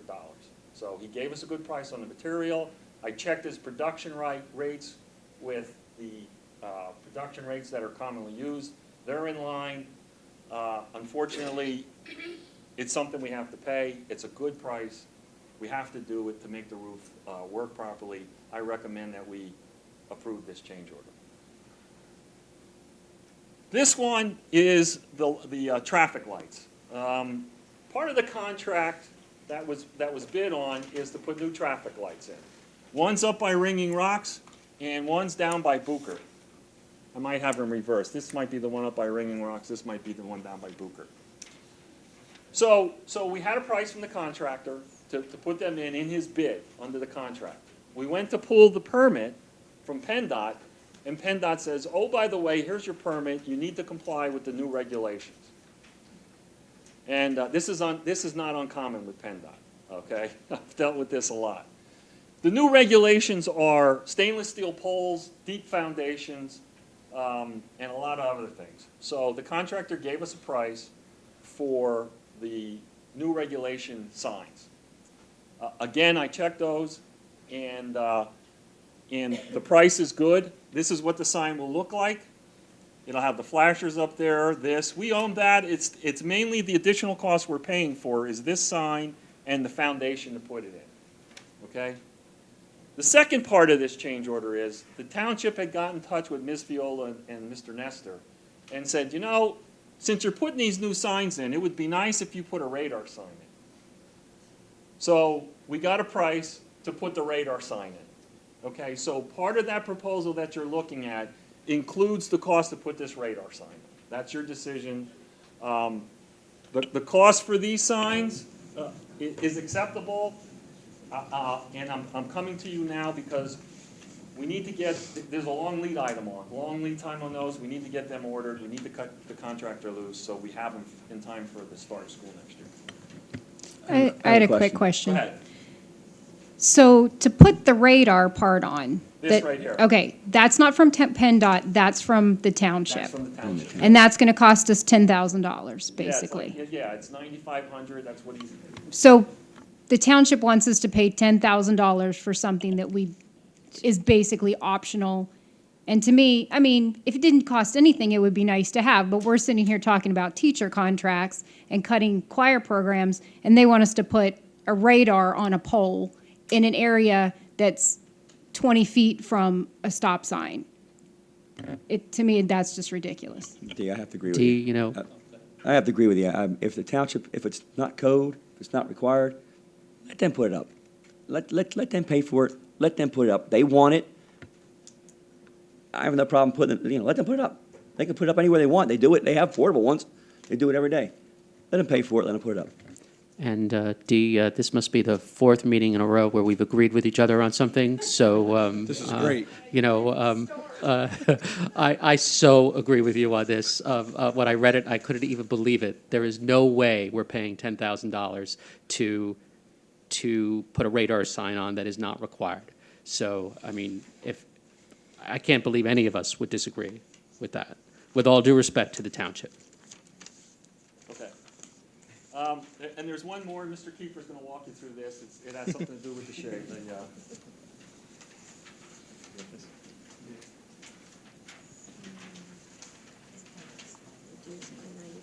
Okay, last item on the list is the motorized shades in the gym. As you can see, and I'm sure if you've been over to the addition recently, the glass is going up on the west end of the gym, and it'll be happening on the south probably next week. There's a lot of glass in the gym, which is a great amenity, cuts down our lighting costs during the day, makes a great atmosphere in the room. The consequence is that there's some points of the day where you want to shade that, particularly during the day when we have physical education classes. We don't want to have a glare problem with sport activities. So to solve that problem, we had three options in our documents for the contractors, and the option that you guys all chose was to go with the motorized shades. We do own motorized shades for all the glass in the gym. The issue is we don't own the right shades on the western or curved elevation. The difference is the contractor is giving us top-down shades, and on that elevation we need a bottom-up shade. So they go from the bottom and lift up. And that's really the result of having the curved roof is why we need that. The bottom-up shades cost more than the top-down shades. So the proposal that's on the table is that difference in cost. Jim and I spent a lot of time with the contractors vetting out this cost. We checked with our shade rep to verify what the costs are, and we feel that the material and labor costs are well within line. but there is an additional cost to get the right shades in the gym. Are we've already purchased the wrong shades, is that correct? No, they have not placed the order. They need to place the order soon so that the shades are in on time to meet the schedule, so it's ready by the end of summer. They are saying we own the top-down shades, and to get the right shades, it's more money. And for the sake of the public, how much more? It is $28,000. And we classify this as an omission or an error? An omission. Basically, you own the shade, you don't own the right shade. The right shade costs more. So what we've done is we've worked with the contractor. We got the cost down from $58,000 down to $28,000 by adjusting exactly how we're going to detail it, exactly what shade we need, what the labor costs are, what the material costs are. Like I said, Jim and I have worked a long time with this contractor on this issue, probably for the last 4 months, to get to this point where we feel we have a number that is a fair number for what's needed in the gym. Okay, I have a question. This might go, we might have to switch people again, but we seem to have skipped over number 6. Is that right? We did. Yeah, we did. I'm like, don't skip the good news. Don't skip the good news.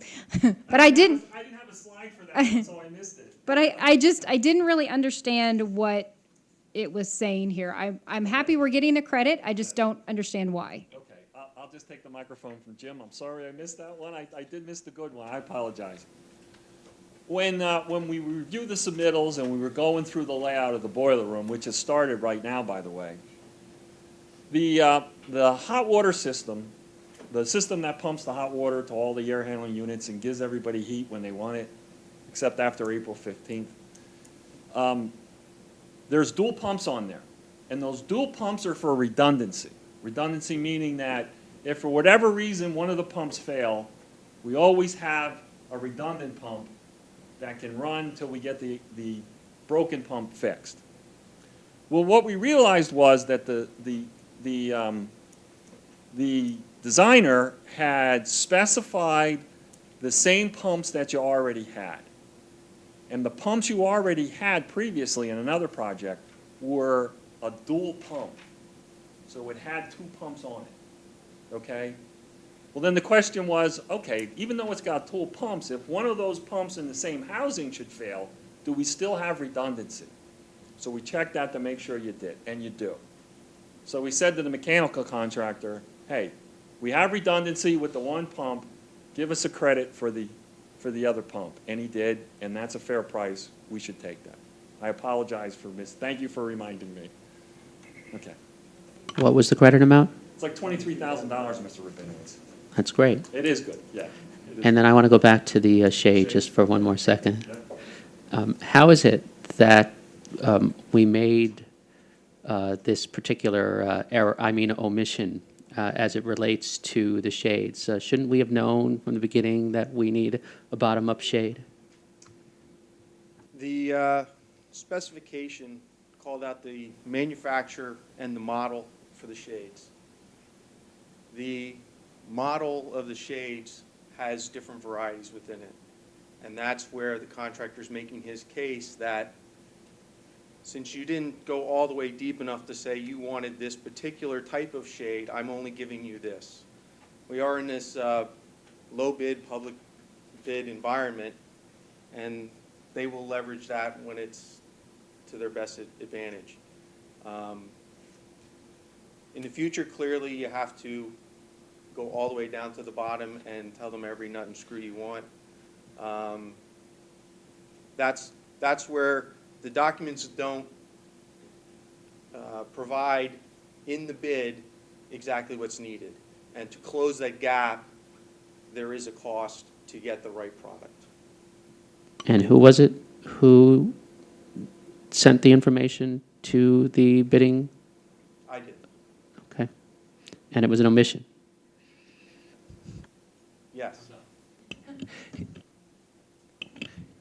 Could I just clarify? For the shades, you said we own the shades to come down. Right. In essence, have we paid for them? Have they been delivered yet?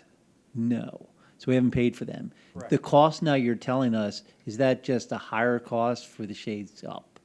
Correct. Okay. Correct. It's the difference between. So we're going to get credit for those other shades we didn't get yet, in Well, essence.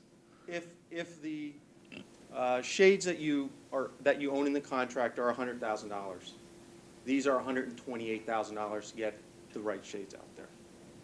So it's the difference between the two. I have another question. I don't know who this is for. I know we do have in the budget, there is budgeted in the construction costs change orders, an amount for change orders, and we like to kind of keep an eye on that. Where are we on that? Thank you for bringing it up. I don't know if you guys got a copy of this. Yeah, you have the first sheet, because this, and then maybe while you're up there, you can go into why we need the summer approval for the additional. To put this all in perspective, we have two funding sources that we've set aside money during construction to pay for unforeseen conditions that come up in a complicated job like this. First of all, there's an allowance.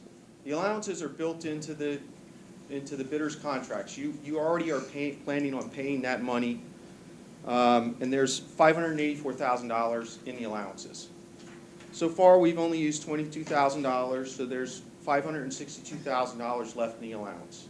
If we get to the end of the job and we haven't spent that money, we will do a change order and you will get that money back. So right now, you're really ahead cost-wise on the allowance amount. You have a lot of money sitting there that you could use.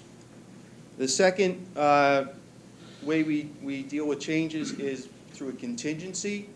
In Dave's project budget, we set aside $1.3 million in a contingency fund to pay for things such as this. To date, we've spent $264,000 of that contingency. That includes all the change orders. We just processed a whole bunch of change orders this week. So this is my latest up-to-date list.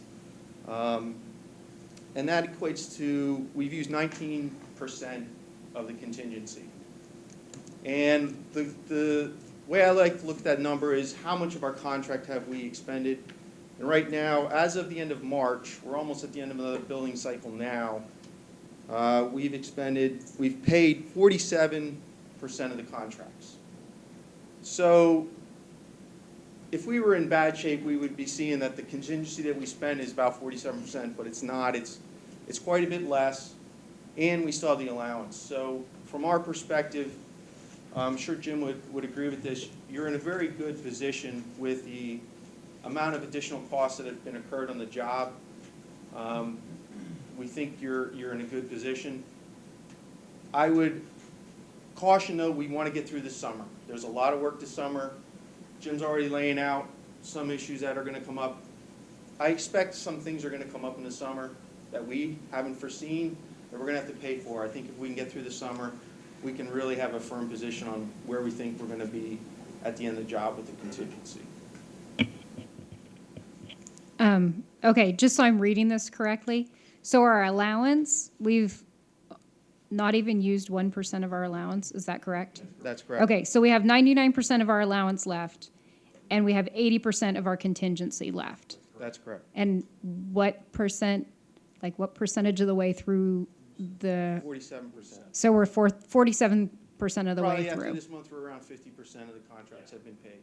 Okay, okay. And we got a pretty good look in phase 3, the summer work, but, and if anybody doesn't have it, I'll lead into the last part of the business. Anybody have any other questions? I'll lead into what we're asking. Go ahead.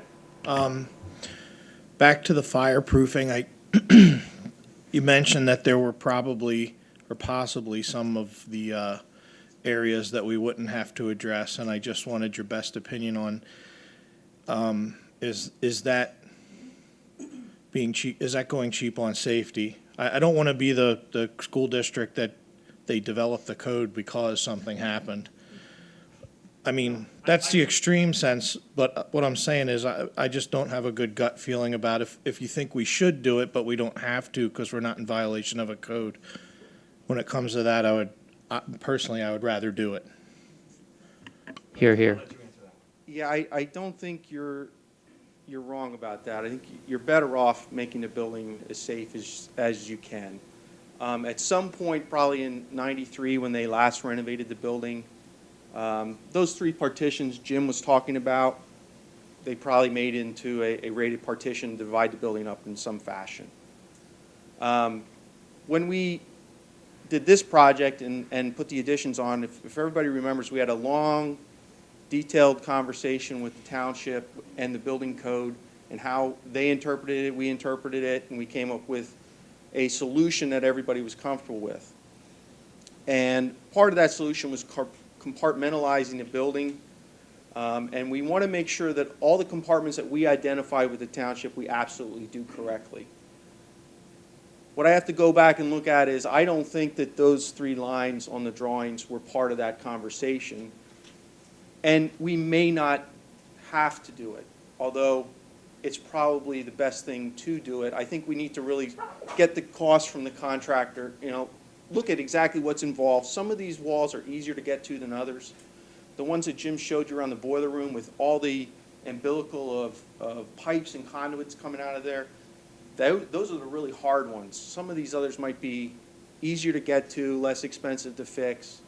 So I think as we develop this and encounter them this summer, we'll make the decision, is that one really worth doing or not? But right now, I would agree with you. I think you're better off saying we're going to plan on doing it. Okay, so moving on to the motion that Ms. Viola has.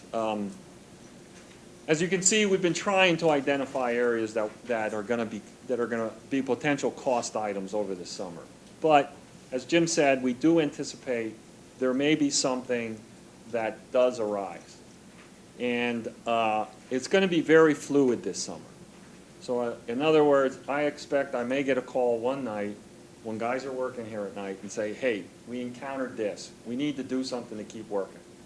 So I'll probably come here that morning, see what it is, come up with some kind of cost so we can keep the men here on the job and keep them working so we meet our deadlines. And then I'll bring Dave or Jeff in, go over what it is, and we need to make a determination right away. Yes, go ahead and do it. No, we don't need to do that.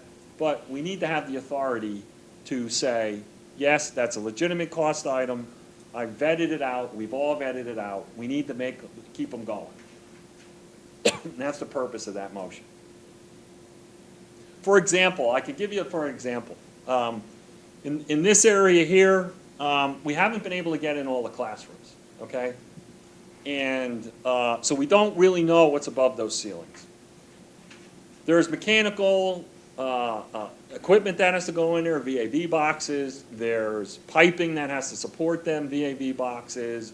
There's ductwork that has to support them. I don't know what's above those ceilings. We may need to move stuff to get all the new stuff to fit. And we need to make that decision quickly. I hope you can see that we've tried to be as frugal as we can with our contingency and with our allowances, but the main goal is to get this building done and ready for school next year. And we're trying to make our best options for that. I've never been involved in a school construction project before, but when that does happen and you have change orders over the summer, do you send out notifications to us? I mean, I understand that there's going to be, latitude for you guys to do what you need to do so you can take care of it. I just want to make sure that there's the vehicle for communication to the board, so. Trust me, I want that. I don't want to be the one spending your money, but. Dee, what we're going to be doing is Mr. Hanna is going to be sending the change order and the recommendations to Dave and myself. We'll be speaking with Jeff and Jim to determine whether or not it's an appropriate change order, and then obviously I'll be communicating with you as I do every week about what's happening. It's just that we can't schedule a meeting and then wait 4 or 5 days and then get everybody in the room and then approve it. Otherwise, we're going to have delays in the schedule, and we're afraid that those delays could be used against us in terms of delaying the project, and we don't want that to happen. That's surely the reason for this. I just wanted to make sure that we, if it's just what to expect. If it's going to be a weekly email, if it's a... The day I find out about it, you'll know. Okay. I'm sorry, go ahead. Just to tack on to that, I think the authority you're asking for is $25,000. Do you remember how much we gave last year? Well, all throughout the course of the year, it's 10,000, and we've Right. been operating under that. But in talking with Jim and Arif from Dewey, we felt that we needed to go up to 25, otherwise we'd be delaying the project. But didn't we give you extra budget authority last summer as well for the same No, reason? not last summer. It's just throughout the course of this since the project started, it's been 10,000. Right. And then if there's something greater than 25, then we're still going to have to call a board meeting, correct? Oh, yeah, we'll have to call one immediately. And what is I mean, we're talking about really the month of July, where this is the biggest issue, right? Even coming back, I mean, we can't wait till the next scheduled board meeting, see what I mean? Right. And trying to get 5 people that can then come immediately, and then we have to advertise. I mean, that's the issue. Right. So is 25,000 the right amount? I think it is. I think that should be good enough. I mean, if we encounter anything any larger than that, then it's a problem, okay? And I wouldn't feel comfortable spending that money without letting you all know. Okay, it's a real problem. It's a big problem, and I think you need to know that immediately before we spend that money. That's my opinion. Now, I know you don't have that opened up, and you have no idea what's up there, but 25,000 more than that seems to me like it would be something catastrophic. In your history of working with schools, has there ever been anything that you found that was catastrophic like that? Not at this point. Okay. Not at this point. There's always the first time, but honestly, we've been through that building quite a bit. I don't anticipate anything catastrophic, okay? If we were doing a lot of digging outside, there could be, and we don't get into that next year, but I really don't anticipate that. We've done a lot. We've seen what we got, so I feel pretty good. I think some of our other issues are making sure everybody gets their work done in time. That's my fear this year. I guess I'm not so concerned as the amount. It's more of the number of occasions we would need to do it. It seems like that could add up pretty quickly. It can. You know, I've based upon what we've seen previously and what I kind of know is there, I've batted my brain. We've all bounced it off. You know, what could we encounter? We don't really foresee anything that could be catastrophic, but you never know. I think the biggest issue we're worried about is the fire code. That's the biggest one. And so they went ahead and tried to get that on the table. That's the one. That's right, Ms. Field. That's the one that really cost us money in the other areas. Is complying with the code. So is that one item, or is it 8 different items? It's like 9 different items that add up to that. If you look at that, I identified. So in other words, this is area 1, which is around the boiler room. I kind of got a number of 18,000. Okay. The motion's kind of lumps it. If you look at item number 2 here, I kind of put 8,000. You know, so. I think to answer your question, Justin, the proposal for the change order that has been presented to you is to do all that work on a time and material basis. So that won't be one of the ones that we have to come back to you for approval for if you give us approval tonight. Got it. If there's something else that we encounter as we go through, different than that, finishing off the walls to the roof deck, that costs $25,000. Okay. That's what we're looking for Understood. authorization. So just to clarify, and for board members, I apologize, but we didn't want to put these change orders right on the board report because we don't want to confuse you, but I think we kind of did because the one motion is on there for the authorization through 25,000. But if you look in your packet, there's another piece of paper that lists all of the other recommended change orders. There's 7 of them. It's a white piece of paper, and it was the last paper in the packet that we had in your folder tonight. So I saw you looking for it, Rick. So number 2 speaks to the firewalls, but it doesn't have an amount of money. So I guess my question is, should we put a not to exceed amount so that Yes. we can do all of these? That's correct. Because that's not listed. So Dave, I don't know what you want to add to that. Not to Well, exceed 60,000, yes. not to exceed 65 for a buffer. I don't know. Right. That's- And not to That's exceed number 60. two. Yeah. If it goes above 60, we'll have to come back for more. Okay. I don't Not to anticipate it, but the way I anticipate this going is as we encounter them, we'll just tell them doing T&M, we'll put them all together and then write one change order. And I don't see it going over the 60,000. Okay, thank you. That clarifies. I had one more question. How are we doing? We've put a lot of stock in our LEED Gold. How are we doing on our LEED Gold certification? We continue to monitor it. We actually just met with our lead consultant last week. We had 67 points as our anticipated goal. We need 60. We wanted to have that buffer of 7 because inevitably USGBC doesn't give you credit for 1 or 2 or 3 points. So we never wanted to plan that we were right at 60. There's 3 credits that are giving us headaches and we're spending all our time on. One is waste management. We had a long conversation with our consultant about that. It's all a matter of exactly how the information gets documented about how things are being recycled, and we're still working through all that. I believe if you look at the information one way, we're recycling 97% of our waste, construction waste, which would actually give us 3 points. We were planned on 2. But the way our lead consultants tell us we can interpret the information, right now we only have 1 point. We're close So to 2. we're close to 2, and our goal is what can we do to get us back to 2? So we're coming up with a strategy with our waste management team and our contractors. How can we be more efficient in how we're basically separating everything but trash, and that way get our percentage up high enough that we get the 2 I'm points. still not giving on that 3rd point. I think we get it, but. We're actually doing the right thing. Yes. We're just not getting credit for it, and that's the frustration.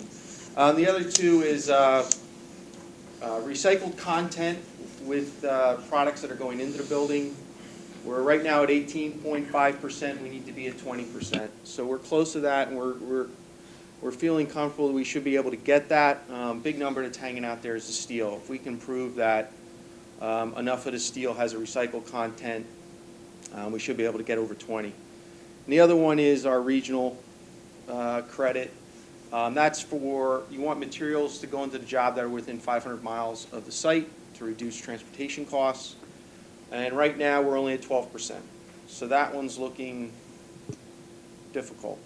We're going to continue on that, but If I can just say, it's just a matter of getting the documents. So they probably comply, they most likely comply, it's getting the documents. So it's going to come down to, I'm not going to pay you till you give me the documents. That's where we're going. one more thing with the lead. The lead consultant made the design submission a couple weeks ago. There's 2 submissions. There's a design submission and a final submission. And we should hear in 4 weeks from the USGBC what they think of our design submission. Basically, we're going to come back with, we think you have this many points. So that's our real solid checkpoint of where are we with our points. And then at the end, we submit everything, and if everything meets the criteria, then we get the certificate and the grant. Okay, so we'll hear a report on that before we break for the summer. Is that correct? Yeah, I think we should have results from the USGBC late May.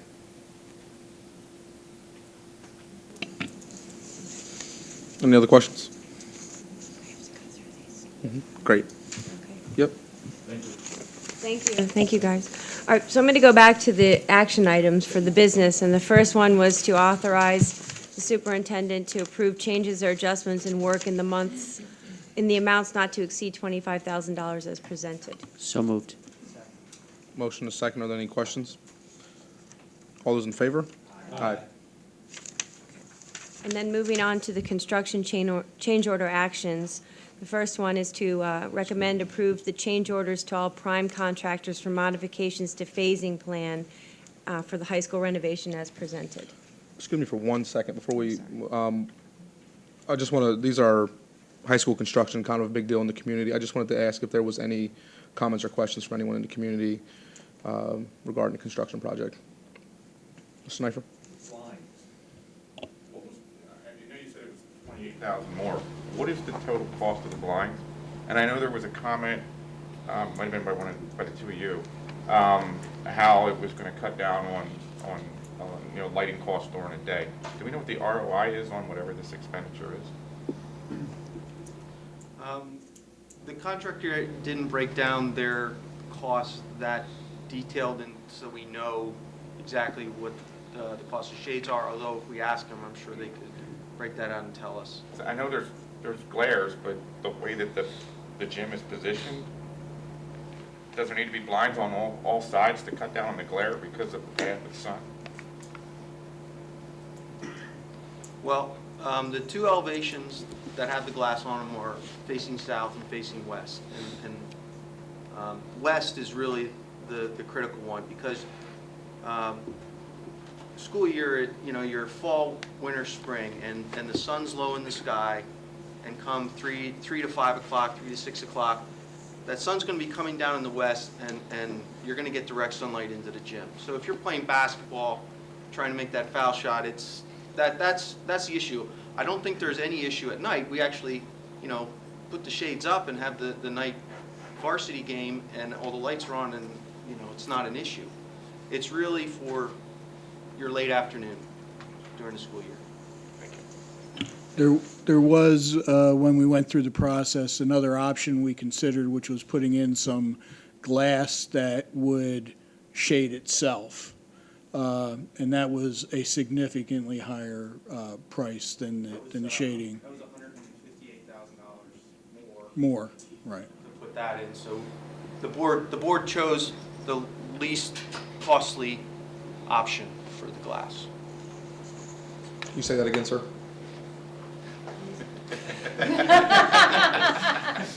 Justin wants to write that down.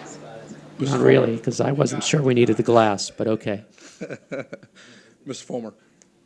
Just from memory, the seating capacity for this gym is 1,200, correct? Yes, 1,204 seats. All right. That way we'll be able to host PIAA events. Any other questions or comments? Yes, sir. When the different change orders were going over, there wasn't necessarily a number attached to each one. Is there a total cost of the change orders that you're about to vote on, so we can know? The change orders are listed separately, so I can go over the amounts when I read the motion. So I read the motion on just change, so far I read the motion on just changing the timeline. No cost. Motion, no. So moved. Second. Any other? Who moved it? I did. Justin and Ted? Ted. Sorry. Any questions or comments? All those in favor? Aye. I recommend that you approve the change order to the general contractor authorizing them to perform repair work, there's a typo there, as needed on designated firewalls to meet current building codes as presented, not to exceed $60,000. So moved. Second. Motion and a second. Are there any questions or comments? All those in, Just one quick comment. I am, like Matt, very concerned about making sure we don't go cheap on fire safety. So when the time comes for us to figure out if we have to do that other additional work, I want to make sure that we consider not just do we have to, but should we? And if we should, then I think we're all in agreement that regardless of whether we have to, it should be done. Great. Any other comments? Questions? All those in favor? Aye. Okay, moving on, I recommend that you approve the change order to the general contractor for the relocation of the underground utilities in the cafeteria as presented, which was $16,206.41. Motion and a second. Are there any questions or comments? All those in favor? Aye.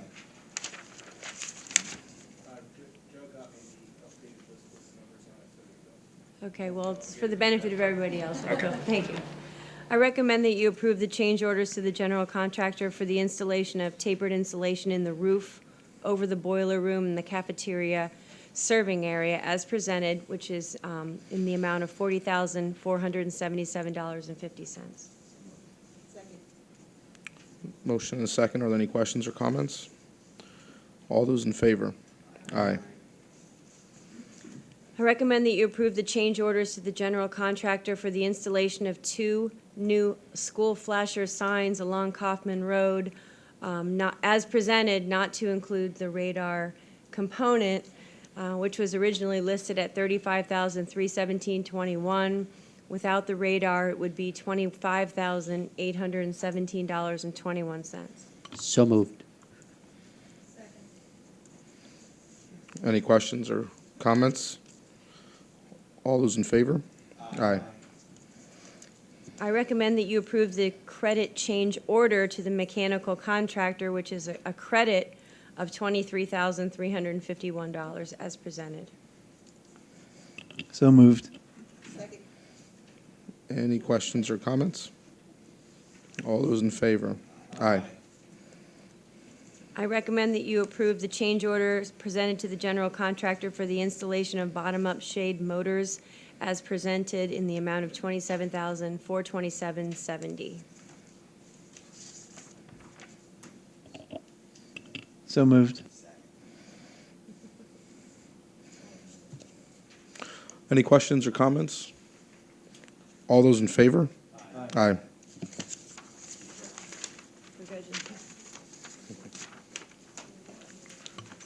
Are we going to move to the committees now? Well, yeah, we were kind of in the middle of the Operations Committee, so Okay. we're actually under Operations Committee Records Management Update. Oh. And Dave's just going to give you a brief update of what we've accomplished with our contracted work. We're really moving along. And then I just wanted to remind you that there's an administrative regulation in your folder for records management, which articulates the timelines for certain records and how they should be purged. Today, we had a meeting with our cabinet. We went over that with all of the administrators. They were charged then with talking with their secretaries so that we can make sure that whomever is in charge of purging the records is starting that on a regular schedule as soon as we do the catch-up work here in the high school and in the district office. Thank you, Ms. Viola. Before we leave the construction project, I just want to give you a heads up on something that will be coming to you for discussion and action next month. Due to the timing of our bond issues, in order to get the best rates possible, we're limited to borrowing $10 million at a time. We will likely run out of that $10 million before we can borrow again at the best rates, which will be next January. We've had our solicitor draft what's called a reimbursing resolution. That will allow us to continue to make the payments through other funds we have, and that those funds will be reimbursed once we can borrow the money for the construction project. Okay? So just if you have any questions, I'll be happy to answer them, but we don't need to take any time right now on that. With the records management update, what we decided to do, since our policy is that we can purge most of the records out of the files after 6 years, we decided not to touch anything from 2010 forward. Okay, so they remained in place. And at this point in time, we are just about completed back to 2001.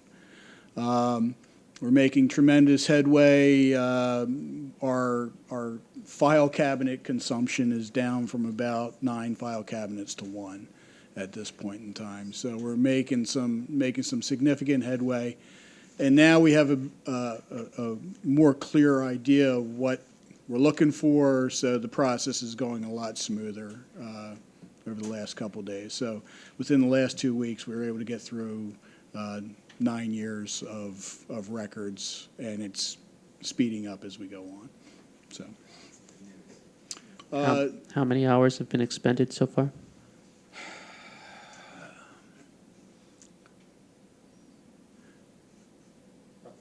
roughly, I would say about 90. About 2.5 weeks. I forgot how many we approved. 1,000. Okay. So Dave, does this change your estimate of how many hours you think it's going to take? We still haven't gotten into the really old stuff, so, I'm encouraged. It's going better than I anticipated it going. And then once we get through the process, we have the choice of whether we want to digitize or not. Right now, we're just purging and archiving. So, and we haven't touched our special ed records yet. So they're going to have some different issues. There's going to be more documents that we have to locate in the special education records. But I'm very encouraged with the number of hours that it's taken so far. So if we can continue at this pace, I would think we're looking at a substantial reduction to the numbers that we looked at. Okay. The other item I just wanted to give you a heads up on is every 5 years we need to bid for our food service program. This is that year. So about 3 weeks ago, we had 4 vendors come out. We had solicited bids from 6 vendors. We had 4 come and tour the facilities in anticipation of receiving bids. Unfortunately, we only received 2 bids. And we're currently in the process of evaluating them, but the early looks is that our incumbent, Chartwell's, is providing a substantially better fiscal offer than the competitor. So we'll have that evaluation completed, and we'll be able to present that for action at our next board meeting.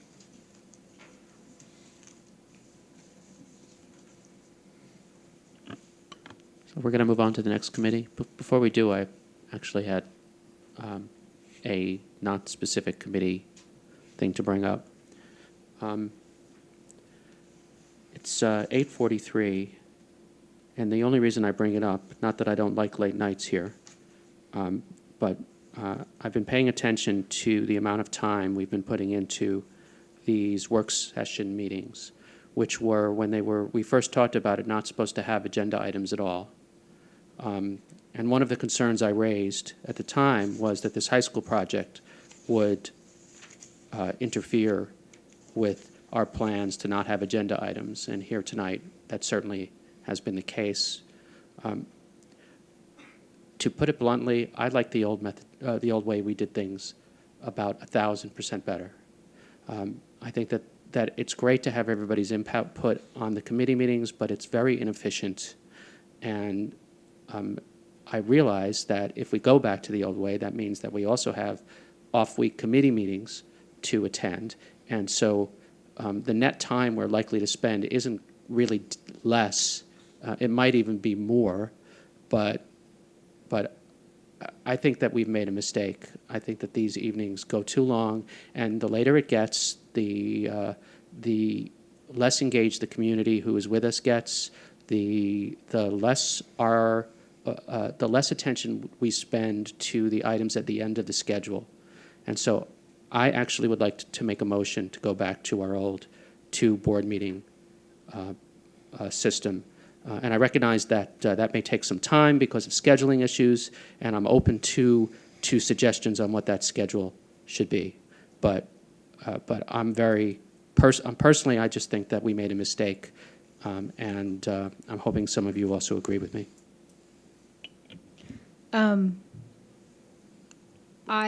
Sorry. Well, he made a motion, so before we discuss, we would need a second. Oh, okay. Unless you have a question about the motion. I do have a question about the motion. About the motion, okay. I was just wondering if it would be a better idea to finish up possibly this school year on the current schedule if we decided to go back to the old schedule, just for, so I don't know if that's a modification of You the can make an motion. amendment, I think, right? Or, Well, that's kind of a discussion. okay, So, all right, so I'll just, well, let's hold out for Oh. the second. Is there a second? I'll second that. Motion and a second. All right, let's talk about it. okay. So I do agree that I think it's become a more formal process. The committees were originally supposed to be a more informal process, and I think that it does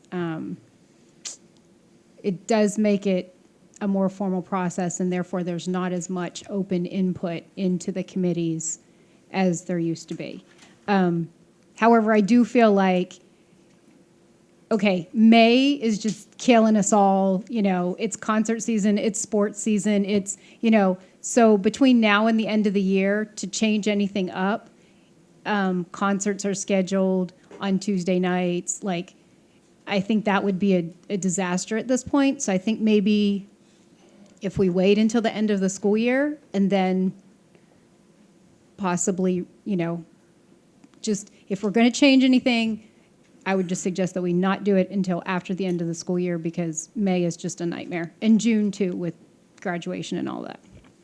I could live with that, and I think you make a very good point. We don't have much time left for one.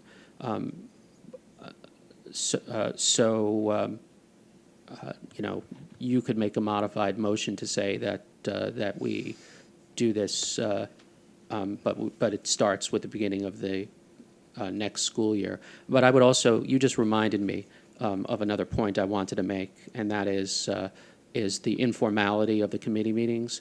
In some cases, they were excellent meetings with community input, and a lot of productive work was done, and a lot of productive input came from the community. And I just feel that this format stifles that interaction with those in the public who are interested in our various committees. Policy, maybe less so, but academic affairs being a big one. And again, I'm pretty adamant that we go back. But I appreciate your input, Dee. So I'll say I agree. I had the same bit of skepticism when we started this, but I thought we should give it a try, and that was fair. I also just want to say, though, and with all due respect to everybody, what I don't like is making motions that I didn't know about, and now I have to vote on it without any time to think. And I know we have, but, it's 9 o'clock. We could discuss now, but I would prefer if we could bring things to the table and have a chance to discuss and then make a motion to change, because this has happened to me a couple times of late where I get forced to vote on something that I'd like to hear more information on. So for me, I would just appreciate, even though I agree with you, if we had time for other people to kind of formulate their thoughts and voice their opinion before we just vote. You could make a motion to table, which would give us more time. Let's let everybody talk. I'm just saying. Okay. While I do like the new format, I can understand the other board members' concerns about having more public input. I would say, though, from the Facilities Committee and Operations, that in most part, that is the one where the money's being spent, not the Policy Committee or the curriculum. And I feel all board members should be active and participate in the Facilities Committee. So I would not like to see that just as 3 board members separately. Because we've had many meetings where people say, oh, I don't remember that on the capital improvement.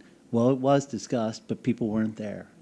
And it needs to be known at the time when it's being discussed before it comes up for a vote. And I just wanted to bring up also to you that whatever format you go back to, just understand that one of the things we ran into, if you recall, is we would go over everything in a committee meeting, but there might only have been 3 board members there. So then we would have to repeat the whole conversation and presentation almost again for the meeting that would have been this evening, the second meeting of the month. So that was where disconnect was, so I'm not sure how you're going to rectify that. If you're going to agree that the 3 board members are going to make the motion and we're not going to be talking about it at the regular board meeting and, reiterating the entire thing, or how. But I just want to raise that as an issue so that you could discuss how you wanted to rectify that should you decide to go back, because that was part of the problem. And just to Matt, I just wanted to say that I had planned to bring this up as a discussion item at the last meeting and got distracted by a whole bunch of other things. So my apologies to you on Not that. necessary. I was only bringing it up for going forward so that we can all be prepared. And I think that Dave makes a good point too. And so maybe we should think about some sort of hybrid approach. I think I'll make a motion to table since it's clear that we need more discussion on this. But I'd like to get it settled by the end of the school year so that we can start the new school year doing it hopefully a little differently.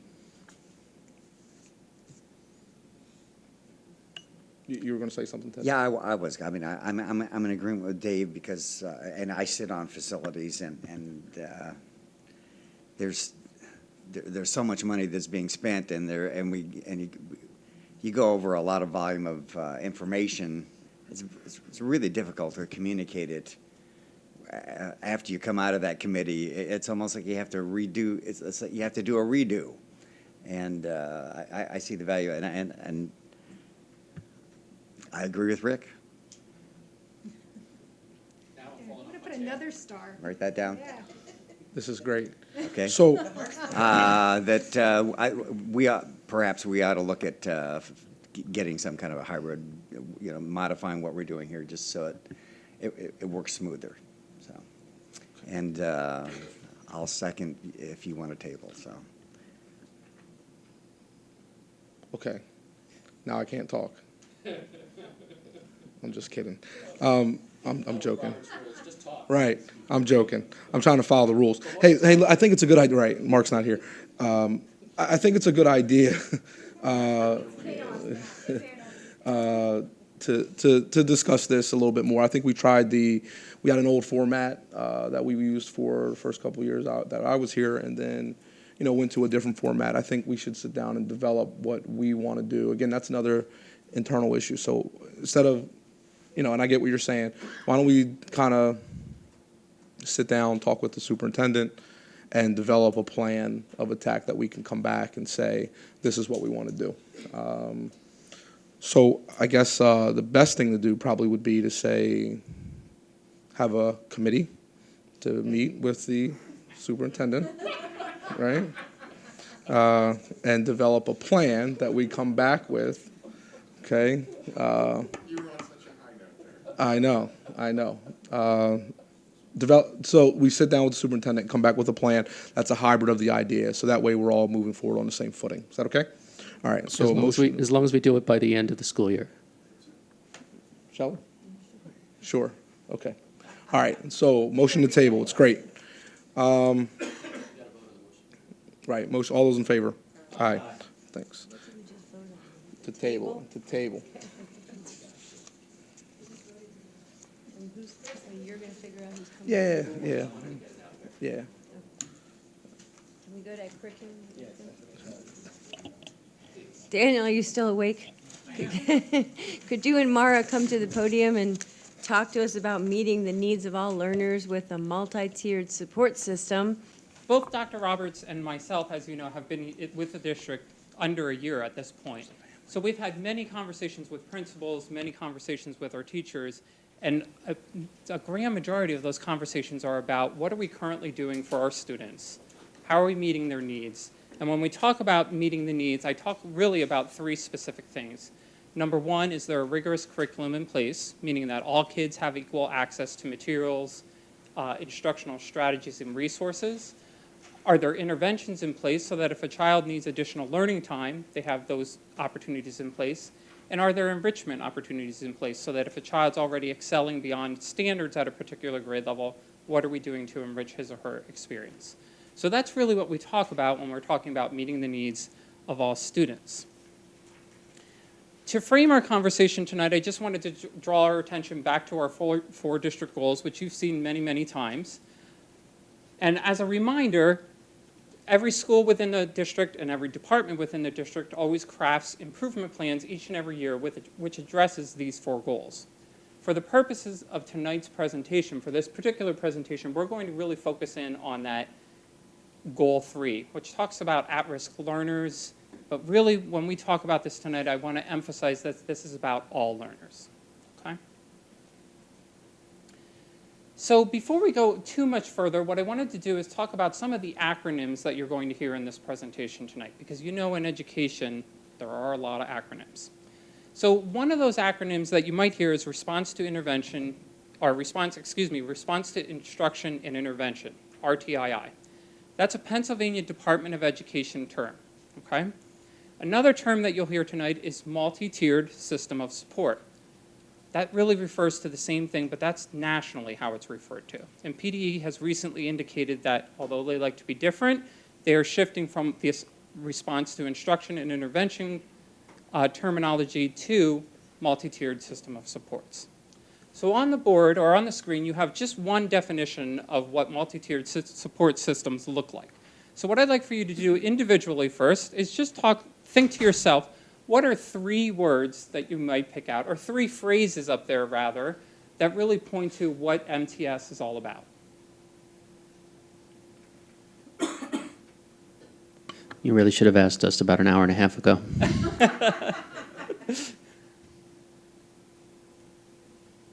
So let me help you out. So I highlighted and read some of the words that really spoke to me. And I'm guessing that if you had read these even an hour and a half ago, or perhaps earlier today, many of these same terminology or terms would have come up. So when we're talking about a multi-tiered system of support, we're talking about 3 separate things, okay? We're talking about high quality instruction and interventions. That includes 2 things in that highlighted phrase. Number 1, a core rigorous curriculum for all students. All students get that, okay? And then the second piece is defined interventions for those students who in fact need it. If they need additional learning time, they have that in place. You heard me say student need there, and you see that's highlighted. That's because we're continuously monitoring students' growth as they're going through this.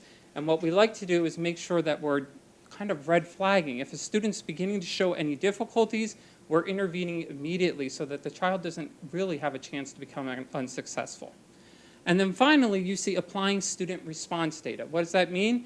It means once these interventions are put into place for students, we're looking back at student data, we're seeing how they're progressing, we're saying, do the interventions work, or do we need to revise something in order to meet his or her needs? So what you see on the screen here is just an example of one type of model that could be conceptualized to do this multiple tiered support system. What we're doing in Pottsgrove is we're creating our own model, and we're doing that with the partnership of MCIU and also Patton. And so they're coming in and they're working with us in terms of what our needs are. When you look at the 2 triangles, it sort of represents conceptually the academic needs of students and also the behavioral needs. You'll also see, and you might have read in some of the packets, that we have a school-wide behavioral support system. That would really probably fall more in the behavioral side of that triangle. And so what you're trying to do is achieve what's called universal or tier 1 supports. What you want to try to do is have 80% of your students getting all the different types of interventions and being successful with that type of support. But then you'll find that some of the students need a little more, they're at risk and they need a little more strategic support. And that might be small group instruction, it could be other types of instruction or behavioral interventions to help them be successful. And then if your system is really being successful, you really have about 5% of your students who maybe are really the highest needy students that need even more support than those strategic students. So the reason the triangle is symbolic is it really starts to show you how the layers of support continue to add on to each other in terms of meeting the students' needs. So when we look at this, there's a couple key concepts, is that this is not only a school improvement planning process because we're setting goals for students and we're looking to see how they're successful, but it also is really a service delivery model. It's how do we work to accomplish the needs of the students who are at risk. Can we put flexible groupings in place, What types of interventions do students need to be successful? So it's really combining that school improvement process with a service delivery model. The other piece here is that one of the things that's important when we're establishing this type of model is that we want to look at the fidelity of implementation. So what is the core curriculum? Is it being implemented with fidelity? Is it consistent? Can we go in and do checks on that? What are the types of interventions that we're providing? Are they evidence-based, and are they really being successfully implemented for our students? So there's a continual evaluation piece of this. The other thing, if you go back to this slide I mentioned earlier, is that we're not only just looking at academic performance, but we're also looking at behaviors of students. So how can we meet both the academic and behavioral needs of students, through the system? And certainly, as Mr. Royce said, it's also based on academic remediation and enrichment for students, depending on their needs, and flexible grouping. But the concept of that core, what do we give to all our students universally? And then how do we build upon that by plus more if necessary to really meet the needs of our students? And so what we've been doing is we've been going out to the buildings and we've been meeting with the principals, and we've been trying to say, what components of this do we have in place? How can we build upon the successes that of the things that we already have in place? What are some other ways that we need to try to provide supports to the schools? What are some professional development learning activities that we may need to think about to accomplish this kind of model, along with what does this model look like for Pottsgrove?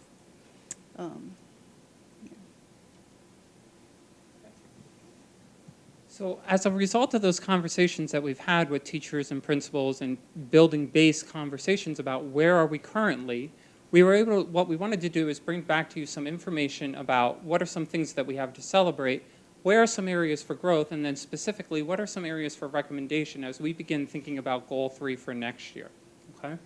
So some of the celebrations is we currently have really at all levels, and it looks a little different at all levels, but there are some or schedules that allow for flexible grouping of students. So for example, at the elementary, we have a time called tier time.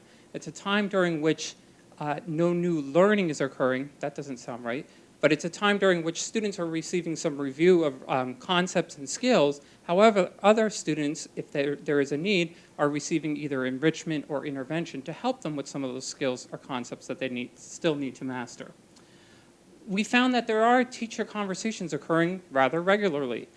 Teachers, we call them professional learning communities. They're doing that very frequently throughout the week. And the purpose of those conversations is to look at data they have about their students, look at data they have across the building or within classrooms, and put together action plans to say, what are we going to do to help each and every student? We found that, as you know, you certainly well know, we've spent a lot of time with our core curriculum, and that's been because standards have changed. So our job as districts, as every other district across the Commonwealth, has been engaged in this process of curriculum revision. We know that curriculum will continually need to be revised because our data changes, the needs of our students change, standards change, and frankly, we get new research about how we learn best, both as adults and as children. And what we've done is, while school-wide behavioral supports was started in the district, what we've done is rebooted that process by establishing a district-wide leadership team. We're looking at the consistency of that plan. What are the other pieces that we need to support that model? And we're actually embedding the use of data and surveys to really continually help us grow that program to meet the needs of our students. We've also done some work, too, in terms of some training with the Mental Health Youth Toolkit and Dr. Ginsberg to say what are issues that we can do to help our students, how can we improve our awareness of supports that we provide to students. We're also in the process of looking at ways that we can partner with communities to provide additional counseling services for some of our students who have mental health needs. And as I've been sharing, is we've been continuing to work with the Pottsgrove Wellness Foundation to find ways and hopefully to get funding to continue our work in the area of resiliency, which will be a piece of this. So as we look for areas of growth, again, we noted celebrations, we also identified some areas of growth. So while we noted that teachers are regularly meeting and having conversations about where students' needs are, We also realize that there is a need for a more formalized process for really looking at data and establishing goals, and we'll talk about that as a recommendation in a minute. We've noticed that there are inconsistencies of practice. So what has happened over time is there's some practices in place that support this model. However, it looks different across buildings. And sometimes that's for good reason because it's honoring the culture of the building and how the building scheduling works. But in other ways, we want to make sure that some of the pieces are certainly consistent to make sure that children have the supports that they need. Another area of growth is while the core curriculum has gone through a lot of revision, we want to get to the point where we also have established and defined interventions for students. Some of those are currently in place, others are not, so we want to work toward that. Let's go on to recommendations. So recommendations, and this really becomes some of the work, again, as I said, in looking forward to next year in defining District Goal 3. These are some of the recommendations through those conversations that we've uncovered and worked with our teachers and worked with our principals to make some of these recommendations. So the first is a protocol for teacher conversations. We've actually spent a good deal of time this year. Myself and principals and instructional coaches have participated in over 150 professional learning communities at this point in time. All of those are focused on student needs, they're focused on curriculum, they're focused on instructional strategies. Our next step is to formalize that process so that teachers are establishing SMART goals, which is an acronym for specific, measurable, attainable, results-oriented, and time-bound, as well as action plans about how they're going to get to each of those needs for particular students. We want to continue to analyze the effectiveness of interventions that are in place. Again, we're continually monitoring student progress. When that progress shows that it's what we're doing is working, we continue with that intervention. When it shows what we're doing is not working, we sit around together as a team and talk about what are recommendations that we can utilize to move that particular child forward. We also want to get on utilizing an assessment plan, and you see identify assessments and assessment plans. A question that often comes up is, my goodness, we assess our children so much. So a piece of that is critically important because we want to identify and monitor students' growth over time. So what we're trying to do is look at every assessment that we have within the district, and when we say identify assessments, that could be existing assessments. In many cases will be existing assessments that are utilized so that we can monitor student growth over time. Do you have anything to add on? Yeah. Okay. So what are our next steps in looking at this? We actually have already developed district-wide guidelines. We've shared that with principals. Principals are now tasked with putting together schedules which support this model. Okay, so that'll allow for flexible grouping for students. The other thing is we're working on defining both academic and behavioral models at each building. And you'll notice that while I said consistency is really important, we have to allow for some differences in cultural pieces within buildings. We're continuing to analyze our data and evaluating the effectiveness of everything that we're doing. But one of the big pieces that comes along with this is really the professional learning that's required for staff. Because I talked about a revised protocol that they're utilizing for teacher professional learning communities, for data conversations. We're talking about flexible grouping of students. We're talking about differentiated instruction, all which requires professional learning so that teachers have the tools and resources that they need to move forward with this. Dr. Roberts, would you add anything? No. Okay. Any questions? Of course. You mentioned tier time, and I wanted to ask a little bit about that. Back a few years ago, tier time in the elementary schools involved grouping students into essentially 3 tiers. And they were actually pulled out of their classrooms into different classrooms and given some version of what you're talking about here. I don't know if you would call it multi-tiered, but it was 3-tiered, right? Mm-hmm. And then somewhere, maybe it was last year or the year before, I don't remember because there was never any information given to the public, and I'm really more speaking as a parent here than I am as a school board director. They stopped pulling students out for tier time, and started doing it somehow within the same classroom. I was curious to know if this process is pointing towards going back or to a modified version of the pull-out version of tier time rather than expecting a single teacher to do it all at the same time. It's a great question. A couple of ways to respond to that. Number one, since that time, we've gone to a balanced literacy approach. And what we found at the elementary level is that teachers really prefer having their students the majority of the time. And they say that because they've learned so much about their students through the assessments that they're providing. They're meeting with them almost daily, individually or within small groups, to focus on some of the reading skills. So teachers have actually requested that piece. Another piece that as we're looking at this and looking to move forward, there's a number of challenges that exist. And a number of those challenges, I suspect, are the reasons that we may have moved away from it just slightly. One of those challenges deals with scheduling. One of those challenges deals with building safety. And when I talk about building safety, when we talk about students moving across, it's having an awareness of where all those students are at a particular moment in time. So that's a challenge that we want to work through. And there was a third one, but that's left my mind at the current moment in time. I'm sure it was the most important. It probably was the most important one. I know what it was. The other piece is the amount of time, instructional time, that may be lost as students are moving from one classroom to another. They're all valid concerns. However, at the end of the day, we believe this model is a model that supports, and research has showed it's a model that supports, because what's happening is students are getting core curriculum, but then we're recognizing, as somebody said earlier this evening, we know that all of us learn in different times, at different rates, in different ways. So we certainly can't expect that every student sitting in front of us in a classroom for the core piece is all going to get it at the same time. We know that.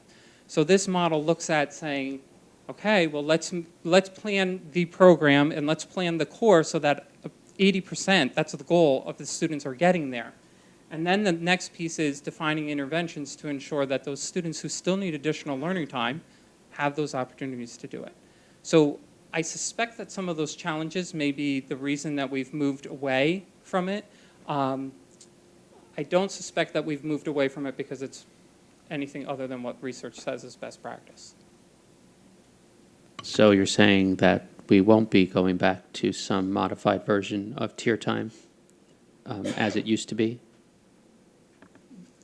Tier time is currently being built into schedules at the elementary level for next year. Students won't be pulled out of their classrooms into different groups, or will they? They quite possibly could be. We're working with teachers. Again, there's a huge professional learning piece to this, and we're working with principals and teachers so that they are equipped to do that.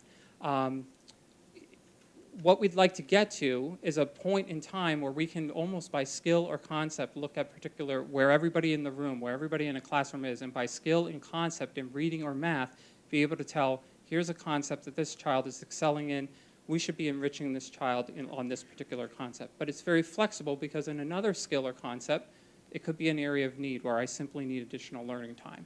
So we want to move to that point in time utilizing the current resources that we have.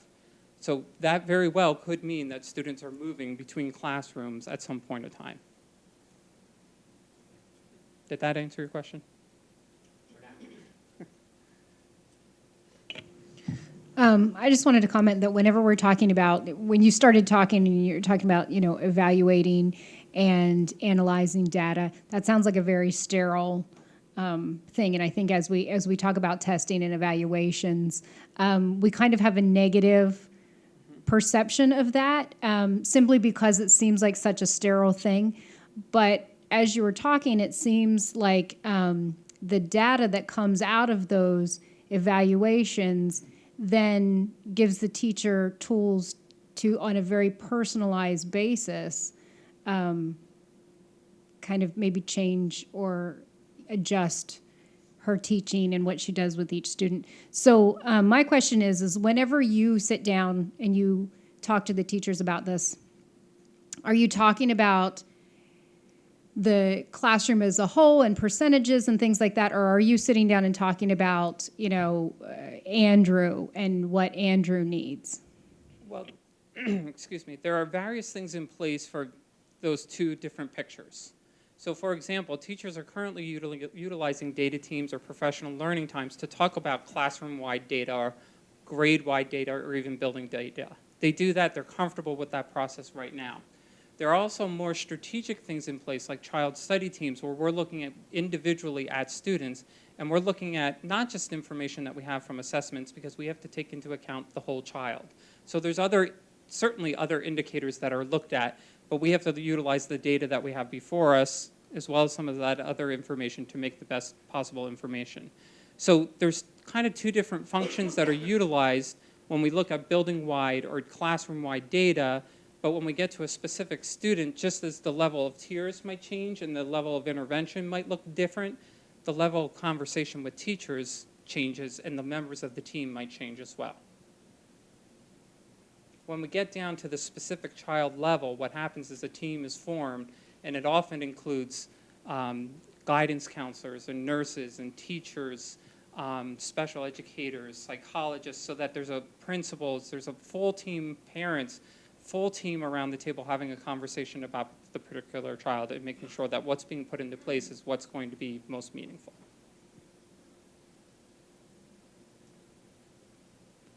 Thank you. You're welcome.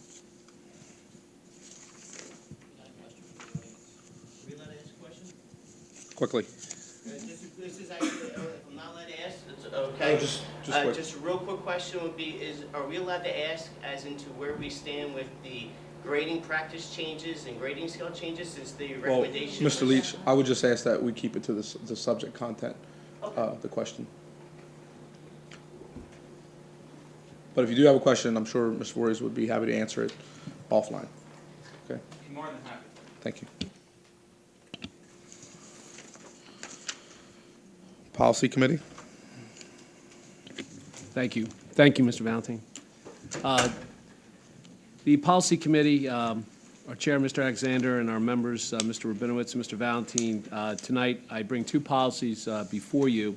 I would like to talk about Policy 141. Mr. Wagner and myself reviewed the policies yesterday. We do one final look over before we bring them to the board to decide amongst ourselves if there's anything we feel, might need changed or might be brought up in the committee meeting. One of the things with Policy 141, the reason for that to be brought here tonight was to basically monitor and have a policy for our online presence with our online students, which we currently don't have.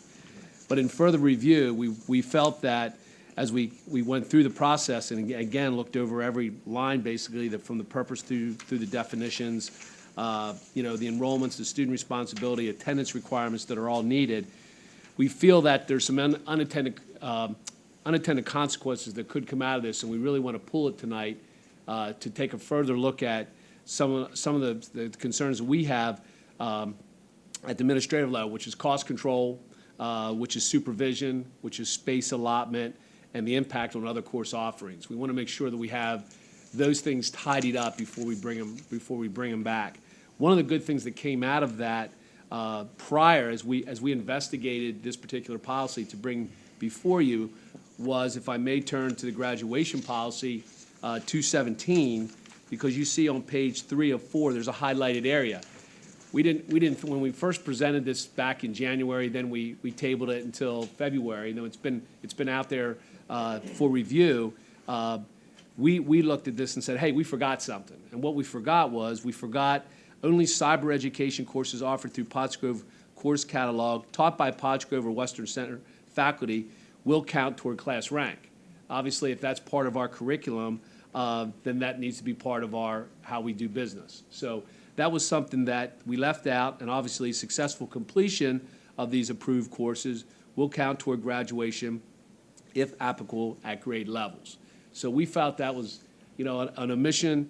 We weren't thinking about that component as we went through the policy originally, but when we were talking about the virtual policy that we wanted to present, we thought, boy, that's something that we wanted to bring back to the board and ask for your thoughts and on that so that we can move to get this policy approved for the May 12th board meeting.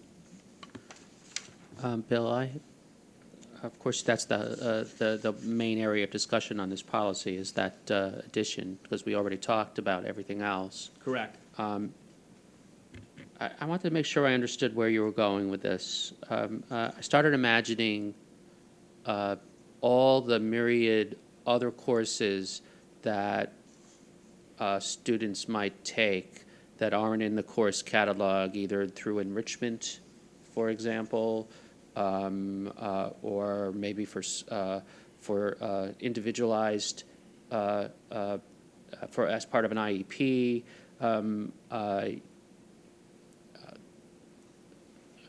I guess I'm struggling with understanding the philosophy behind, for example, a student taking a more difficult college course that isn't in our course catalog because it's part of their enrichment, and then earning an A, but it doesn't count towards their class rank. So, and that's just like was the first thing that hit my head. I'm sure there's a million other scenarios, but I wanted to ask the question and get your thoughts on that. To validate the course, we felt that it needs to be in the Pottsgrove course catalog to make sure that it follows our curriculum standards. And I know that if it does go through our system, then we felt that it should count because we can monitor that particular event or that particular course. But wouldn't we evaluate it for some level of adherence to our standards before we let a student take the class? Yes, we do. The challenge is that you get into a lot of different kinds of courses with different levels of rigor.